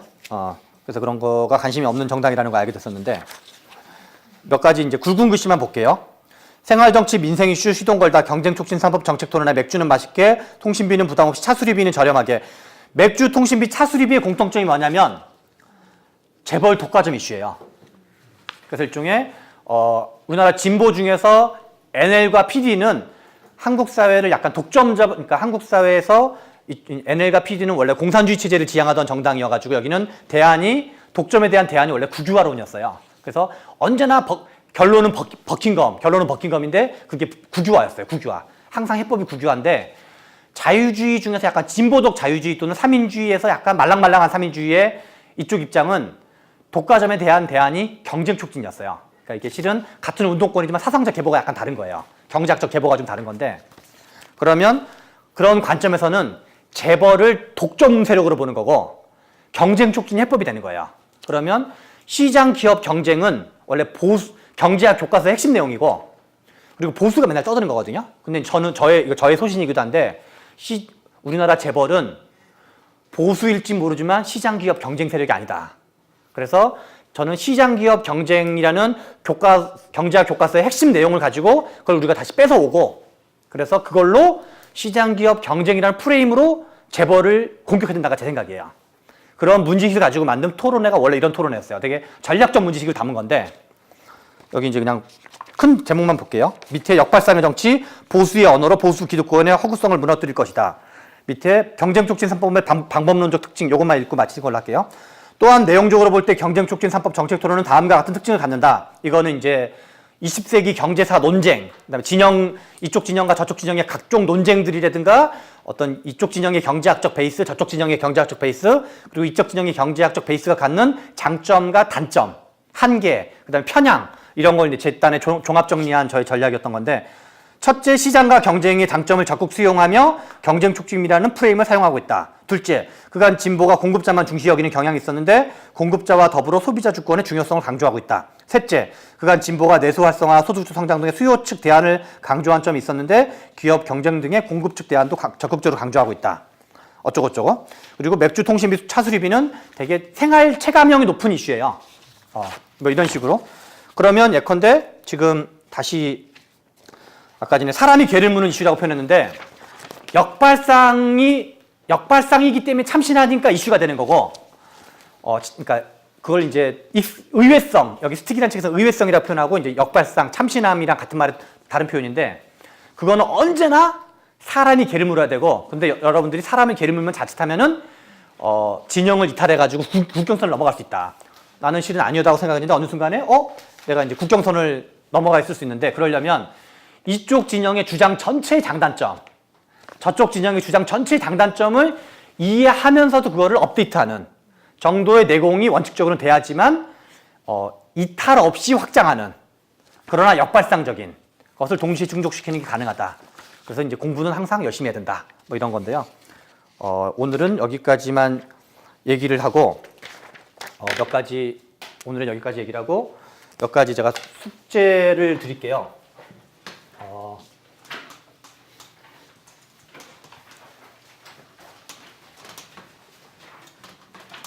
지금 한 10초간 최근에 이슈가 뭔지가 최근에 이슈가 뭔 것 같다. 이슈 한 2가지 정도? 내가 생각하기에 좀 우리 사회 이슈가 이거가 2가지인 것 같다. 라는 거를, 희석 씨가 그 서기를 좀 해주세요. 메모. 민영 씨, 최근에 이슈가 뭔 것 같아요? 자기가 생각하는 2가지 이슈. 성평등. 오케이. 성평등. 그 다음에 저기, 성함이 권정희 선생님. 혹시 나중에 이름 또 물어보더라도 예. 뭐가 좀 이슈인 것 같으세요? 요즘 이슈. 올림픽. 예. 적어주세요. 그리고 그다음에 저기 지환 씨. 저는 노동법 시간 단축이랑 최저임금 산입법. 역시 국회 관계자는 멘트가 좀 다릅니다. 노동시간 단축과 산입범위, 최저임금 산입범위. 그 다음에 여기 뒤에 미영 씨. 최근에 또 그건 채용비리 공공기관과 연계해서 이제 은행이라든가 이런 공공과 은행. 학벌 문제 예. 그런 것들. 그렇죠. 그리고 옆에 종문 씨. 저도 최저임금. 최저임금. 그 다음에 저기 뒤에 혹시 성함이 어떻게 되세요? 맨 뒤에. 예. 내가 이름을 물어봤다. 뭐라고 생각해요? 최근 이슈. 비트코인이랑 올림픽 북한 참가. 비트코인이랑 올림픽 똑같은 거. 단일팀. 그 다음에 여기 앞에 하영이 옆에 있는 이름이 저 황은하고요. 제가 생각했던 게 약간 성평등 관련 이슈랑 제 직업 관련된 약간 산업규제 쪽. 산업규제.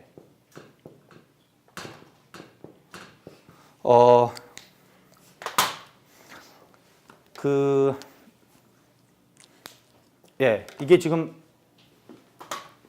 제가 생각했던 이슈 중에는 말씀하신 게 다 포함되고, 어떤 거요? 다스. 아니, 빠진 거 되게 많아요. 다스뿐만 아니라 뭐 세상에 이슈가 워낙 많아가지고. 이런 게 있고, 예컨대 문재인 정부의 중심 국정과제 같은 게 있어요. 그게 뭐냐면 제가 그냥 기억하는 것만 그냥 얘기하면 공공부문 81만 개 일자리, 그 다음에 최저임금, 노동시간 단축, 공공부문 비정규직의 정규직화, 이게 이제 이런 이슈들이 있고, 그 다음에 지금 이슈로는 부동산 이슈들, 그 다음에 교육 관련된 이슈들이 있었고, 그 다음에 이제 원자력 이슈가 있었고, 제가 이 얘기를 드린 이유는 뭐냐면 이게 이제 언론이라는 걸 우리가 활용하는 건데 일단 이 중에서 제가 저거를 줄게요. 일단 글쓰기 논제를 주려고 그래요. 숙제예요, 숙제. 이 중에 뭘로 하면 좋을 것 같아요? 우리 이걸로 할까요? 성평등? 성평등 또는 미투가 되겠죠? 미투. 그래서 지금 아까 전에 은영 채용 비리 얘기도 하셨는데 일단 성평등이라는 걸 할게요. 그리고 제가 하나 자료를 더 갖고 왔는데요. 이거를 지금 나눠 드릴게요. 이거 좀 전달 좀 해주세요. 옆으로. 윤범기 기자는 윤범기 기자들 글쓰기 수업을 별도로 하고 있고 저는 이제 글쓰기 수업을 하고 있지는 않은데 쭉 전달하시면 돼요. 이거 한 장짜리만 전달하시면 돼요. 네. 언론사 시험용 글쓰기에 관해 창의적 글쓰기의 본질 및 스터디 방법론, 남들과 다른 글쓰기라는 4가지 방법이라는 거 한 장짜리거든요. 일단은 글쓰기 밑에 거만 먼저 볼게요. 그러니까 실제로는 제가 글쓰기도 같이 좀 도와드리는 걸 할게요. 그럴 수밖에 없기 때문에 보도대로 하려면 밑에 거를 읽고 위에 거를 읽어볼게요. 남들과 다른 글쓰기라는 4가지 방법. 이거는 제가 카톡에 다시 이거를 올려드릴 거예요. 소재. 이제 이거는 언론사 시험용 글쓰기를 윤범기 기자가 한 걸 정리한 거예요, 제가. 가장 먼저 떠오르는 그 소재는 쓰지 마라. 그러니까 성평등 미투를 쓰지만 남들과 다른 글쓰기를 해야지 되는 거니까 가장 먼저 떠오르는 그거는 남들도 다 떠오를 거라는 거예요. 그런 건 쓰지 마라. 논지, 압도적 다수의 주장과 상반되는 역발상하는 글을 써라. 이게 말처럼 쉬운 게 아니에요. 남들이 다 평창올림픽 개최를 찬성할 때 반대 이유를 주장했던 2008년 우석훈 박사의 글, 그럼 제가 했던 경쟁 촉진 3법, 불효자 방지법, 가불관계 중심의 경제민주화. 그 불효자 방지법도 실은 아까 말한 그런 전략을 염두에 두고 했던 거였어요.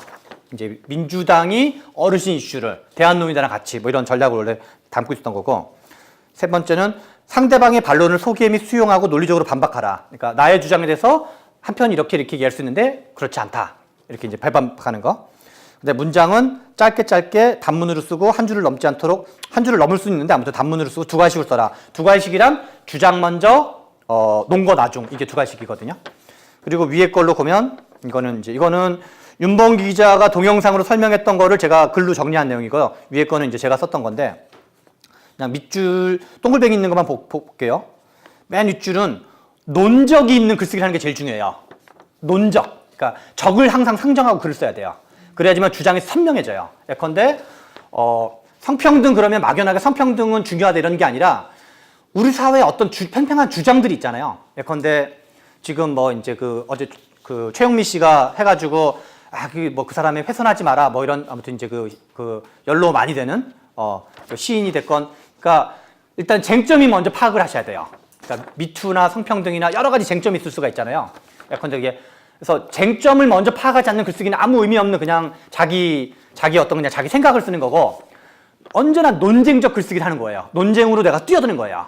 논쟁으로 뛰어드는 건데, 그러려면 논점들이 뭔지 파악을 해. 논리와 논리가 만나고 있는 그 지점. 논리와 논리가 만나고 있는 지점들은, 그래서 찬성하는 새끼들은 왜 찬성하는지, 반대하는 새끼들은 왜 반대하는지를 한 방울 추려줘야 돼요. 그래서 그 중에 내가 일종의 참전하는 거예요. 참전. 전쟁에 참전하는 거예요. 참전한다고 생각하시고, 다만 이거를 내가 중원의 고수가 되면은 이걸 평정할 수도 있는 거고, 이쪽을 내가 한번 지금 예컨대 8대2의 전세인데 내가 이쪽의 편을 들면서도 전세를 뒤집겠다. 그런 것도 가능하거든요. 논리만 되게 단단하면은. 아무튼 그런 거라서 내가 어느 편에 갈 건지가 명확해야 돼요. 그리고 나의 논적이 분명해. 논적이 분명하고, 그래서 그러면 반론을 소개한다는 얘기는 논적의 주장을, 내 주장에 대해서 논적은 어떻게 생각할 건지를 소개시켜 주는 거죠. 그러려면 항상 걔네 주장이 뭔지는 파악하는 건 기본 중에 기본이에요. 그래서 논적 있는 글쓰기를 하는 게 제일 중요하고, 제가 페북에 쓰는 글은 언제나 대부분 다 논적 있는 글들이고요. 아마 보신 분도 알겠지만, 남들이 덜 생각해 봤을 것 같은 주장, 이거는 중요한데 덜 다뤄진 논점들이 있을 수 있거든요. 예를 들어서 저는 최저임금 1만 원에 되게 비판적인 사람이에요. 최저임금 1만 원이 저는 되게 급진적이라고 생각해서 부작용이 많을 걸로 예상하는 사람인데, 예컨대 그 중에 하나에 제가 쓰는 논거 중에 하나는 뭐냐면, 우리나라는 원래 OECD 평균 중에서 높은 나라에 속한다는 그거가 있어요. 높은 나라에 속한다, 우리나라 원래. 그 다음에 최저임금 미만자가 되게 급증을 하고 있거든요. 아무튼 중요한데 덜 주목된 거. 그러니까 창의적이라는 거는 엉뚱한 생각을 하는 게 아니라 우리 사회의 논의가 아직 중요한데 거기까지는 파고들지 못한 거를 내가 한 번 더 파고드는 게 실은 창의적인 거라는 거죠. 아무튼 그런 거고 주장, 특히 논거가 선명한 글, 이건 이제 논적이 분명한 글이랑 연동되는 거고요. 그다음에 반론 및 검토 및 재반론. 반론의 검토 및 재반론은 제일 센 반론을 찾아야 되는 거예요. 가장 이렇게 후줄그레한 그런 이제 비리비리한 반론 찾지 말고 저쪽 반론 중에 에이스 반론, 저 진영의 에이스가 누군지 찾아야 돼요. 에이스랑 붙어서 이겨야 되거든요, 언제나. 그래서 반론의 검토 및 재반론, 그다음에 짧은 단문형 글쓰기, 두 가지 글쓰기. 요게 이제 이건데, 그래서 주제는 이거를 좀 약간 넉넉하게 생각하셔도 돼요. 미투, 성평등, 뭐 젠더, 내지는 뭐 여성 해방, 페미니즘 좀 넓게 생각하시고 그런 주제로 글쓰기를 해오시기를 바라고, 그 다음에 또 하나는 제가 카톡에다가 올렸던 국회, 지금 여기를 제가 오늘 나눠준 자료 있잖아요. 자료를 보시면 한번 들어가서 쭉 보시면 보도자료 모음이라는 거 보시면 다 데이터가 있어요. 후반부로 가면 갈수록 데이터가 있어서 실제로는 예컨대 지금 은행권 채용 비리 아까 전에 미영 씨가 말했는데 지금 금융 쪽 계통이나 경제 쪽이나 그런 쪽에 핫 이슈 중에 하나가 은행권 채용 비리였어요. 은행권 채용 비리는 모든 이슈는 전사가 다 있어요. 전사. 예컨대 미투는 어디서 시작됐죠? 미투가 원래 유래가 뭔지 아세요? 미투 운동? 미국 아닌가요? 그렇죠. 미국 헐리우드에서 시작됐죠. 그래서 그게 탕탕탕탕탕 해가지고 일로 넘어온 거예요 지금. 나머지도 다 뭐 그래 유래가 다 있어요. 아무튼 유래가 다 있는 건데 노동시간 단축과 산입범위 이거는 문재인 대통령의 공약이었기 때문에 발생한 거예요. 문재인 대통령의 공약이었고 뭐 청년 이슈랑 관련이 있고 채용 비리는 작년 국정감사에서 가장 큰 이슈 중에 하나가 뭐냐면 강원랜드 채용 비리 이슈였어요. 작년 국정감사를 통틀어서 그게 쭉 이어지고 있는 거예요 지금. 쭉 이어지고 있는 거고. 그래서 뭐를 하셨으면 하냐면 제가 홈페이지에 올렸던 그러니까 법률 소비자 연맹이라는 단체가 있어요. 그거는 국정감사 모니터하는 단체인데 이 자료와 제가 나눠준 자료와 법률 소비자 연맹을 가시면 모든 보도 자료가 있는 건 아니고 국정감사 중에 자기네한테 메일로 온 자료들만 모여 있어요. 예컨대 제가 있던 민병두 의원실에서 거기에 보낸 적이 없으면 안 실리는 거고 우리가 보냈으면 실리는 거고 또 우리 의원실에서 생산하는 보도 자료 중에서 일부는 보내고 일부는 안 보냈으면 일부만 실려 있을 거예요 거기에. 그래서 여러분들이 자기가 관심 있는 상임위원회 중에서 에이스였을 것 같은 국회의원, 특히 가급적이면 야당 중에 에이스, 당시 야당 중에 에이스를 찾아서 자료 조사할 거를 찾아보세요. 그러니까 예를 들어서 이제 그 언론에서 우락가이라 그러는데 예를 들어서 제 걸로 한번 사례를 한번 예를 들어 볼게요. 예를 들어서 4쪽 볼게요. 아니 3페이지 하다 제가 보도자료 모음에서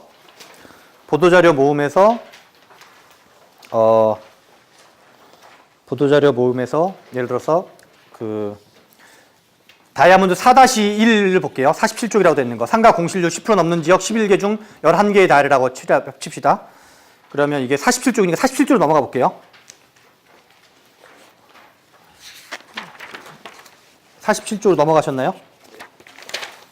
예를 들어 47쪽으로 넘어가면은 그냥 나머지 다 넘어가고 다음 페이지로 넘어가면 49페이지로 넘어가면 49페이지 이거는 이 표 2개 있잖아요. 표 2개. 첨부 표-1, 첨부 표-1이라고 됐는데 이 앞에 있는 모든 서술어는 표를 서술한 거예요. 그래서 표와 서술어는 그냥 동의어예요. 새로운 내 감정적인 얘기 하나도 없고 그냥 이 표의 내용이 이렇다는 것만 쭉 나와 있어요. 한번 다시 앞부분으로 가서 소제목도만 한번 봐볼게요. 상가 공실률 10% 넘는 지역 16개 중 11개에 다해 오피스 공실률 1위는 어디가 2위, 3위어에 매장 공실률은 1위, 3위가 어떻고 우리는 그래서 지역상가 공실률 축소법이란 법을 낼 예정이다.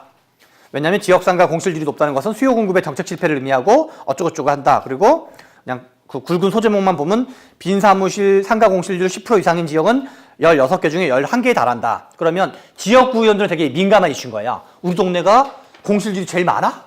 그러면 뭔가 논란될 수 있는 거거든요. 오피스 빌딩 공실률 어쩌고저쩌고, 매장 빌딩 공실률 어쩌고저쩌고, 10%가 넘는 높은 공실률은, 그러니까 이 앞에까지는 팩트만 쭉 얘기한 거고, 뒤에부터는 내가 생각하는 프레이밍인 거예요. 이 원인은 이렇기 때문에 난 이렇게 해결하겠다. 그래서 지역상가 공실률 축소법이라는 걸 내긴다. 그러니까 막연하게 물론 이 법은 별로 좋은 법은 아니었는데요. 지역상가 공실률 축소법이, 그러니까 이거는 네이밍도 제가 만든 법이거든요. 네이밍 원래는 51페이지 볼게요. 한 장 넘기면 집합 건물의 소유 및 관리에 관한 법률. 이 법명을 태어나서 들어본 적 있는 사람. 자기 태어나서 집합 건물의 소유 및 관리에 관한 법률이라는 단어를 저는 이때 처음 들어봤어요. 그러니까 이 법명 자체도 처음 들어보는데 이거에 법안 동의를 하는 건 얼마나 힘들겠어요. 그래서 이걸 도대체 어떻게 하면 할까 짱구를 굴린 게 지역상가 공실률 축소법이라는 네이밍 프레이밍이었는데요. 그러면 예를 들어서, 그리고 이 자료의 출처는 한국감정원이에요. 그러니까 나중에는 여러분이 기사를 보시면 출처가 어딘지를 체크하는 버릇이 있어야 돼요. 저 기사는 어디가 출처지? 왜냐하면 보도자료는 논문이랑 논리구조가 완전히 똑같아요. 그러니까 가설이 있고, 가설의 입증 방법이 있고, 그리고 이제 뭐 등등이 있고, 그래서 논문이랑 논리구조가 완전히 일치하는데, 그러면 이 가설을 입증할 데이터가 있는지 없는지가 되게 중요해요. 근데 지금 이 경우는 공실률이 어쩌고저쩌고의 데이터가 한국감정원이라는 조직에 있는 거죠. 한국감정원은 국토교통부 산하 조직이에요. 그러면 만약에 이 보도자료가 언제 거냐면 2014년 2월 17일인데 만약에 여러분 중에 한 팀이 우리 연습 삼아서 한국감정원에 이 자료를 조사를 요청한다. 그래서 그러니까 17개 광역시도의 매장 공실률, 오피스텔 공실률이에요. 목적어가 있잖아요. 목적어가 매장 공실률, 오피스텔 공실률 두 가지가 그러면 4년 전에 나왔던 기사는 다 이제 기사가 안 돼요. 그러면 좀 극단적으로 우라카이를 해도 돼요. 그러니까 다시 활용하는 거를 얘기했는데 그러면 그러니까 최병천에 있는 이 자료 중에서 쓸만한 거, 지금 시간이 지나서 다시 하면 쓸만한 거, 여기 제가 실손보험 한 것도 있거든요. 실손보험도 저는 될 거라는 그런 것처럼 법률 소비자 연맹 자료를 왜 알려드렸냐면 거기서 여러분들이 관심 있는 거를 보도자료를 보면서 와, 대한민국에 이런 자료가 있네? 이거는 요청하면 받을 수 있겠네? 그러면 내가 어디다가 그러니까 6하 원칙에 의해서 어디다가 뭘 요청해야 되는 건지, 지금 이거는 한국감정원의 매장 공실률, 오피스텔 공실률 자료 요청하는 거고, 한국감정원은 국토교통부 산하조직이에요. 모든 국회의원 아무 데나 다 자료 요청할 수가 있거든요. 그거를 연습해야 되는 거예요. 그래서 그거를 참고하기 위해서 법률소비자연맹 그 홈페이지를 활용하시는 거예요. 거기 보면은 엄청난 양의 보도자료가 있어요. 그러면 내가 좋아했었던 의원이 됐건 아니면 저 사람이 좀 실력이 있을 것 같은 사람에서 우와, 이런 자료도 있네. 아까 규제 문제 같은 경우도 우와, 규제 문제 중에도 이런 게 있네. 그래서 그거를 내가 하고 싶은 이슈를 이제 이슈 파이팅을 하는 거죠. 그런 걸 가지고. 그래서 그런 거를 조별로 하나는 팀별로 하실 생각도 하시고, 개인별로는 팀에서 묻어가도 되고, 아니면 이제 좀 해도 되고. 제가 너무 시간이 약간 또 지나버렸는데, 우리가 좀 여기서 팀을 1인당 5명씩 해서 그냥 우리 여기 네 덩어리, 그러면 5, 4, 20이 되거든요. 그리고 나머지는 사람은 그냥 내 건가요? 예. 그래서 지금 일어나서 잠깐 팀을 짜고, 팀의 미션은 뭐냐면, 팀의 미션은 그냥 팀을 짜는 거, 그 다음에 팀을 짜는 거랑, 그 다음에 그 이후에 팀이, 제가 모든 약간 30명 참석을 다 하는 게 불가능하기 때문에 팀 단위에서 침삭을 할 거예요. 그리고 제가 그거를 다시 봐주는 식으로 할게요. 이제 거기서 봐가지고. 그래서 제 숙제는 하나는 성평등 페미니즘에 관한 글쓰기. 글 쓰는 건 그냥 A4 한 장. A4 한 장. 분량은 그냥 약간 마음대로 써도 돼요. 그러니까 가급적 A4 한 장을 넘지 않게 쓴다. 뭐 10페이지로 쓰든 10포인트로 쓰든 11포인트로 쓰든 본인 마음대로 하세요. 다만 반론의 소개 및 재검토, 그러니까 반론의 소개 및 재반론은 반드시 집어넣으셔라. 그리고 논적 있는 글쓰기를 하셔야 된다. 반드시. 나의 적이 누군지, 나는 어느 진영에 속할 건지가 분명해야 돼요. 그게 이제 글쓰기. 그 다음에 법률 소비자 연맹에서 해가지고 오늘은 좀 어려울 수 있으니까 자료 요구 꼭지를 미리 팀만 짜가지고 그 주중에 그걸 다시 협의해 보자고요. 자료 요구를 뭘 할 건지. 그래서 그 사이에 저도 좀 이제 하는 걸로 할게요.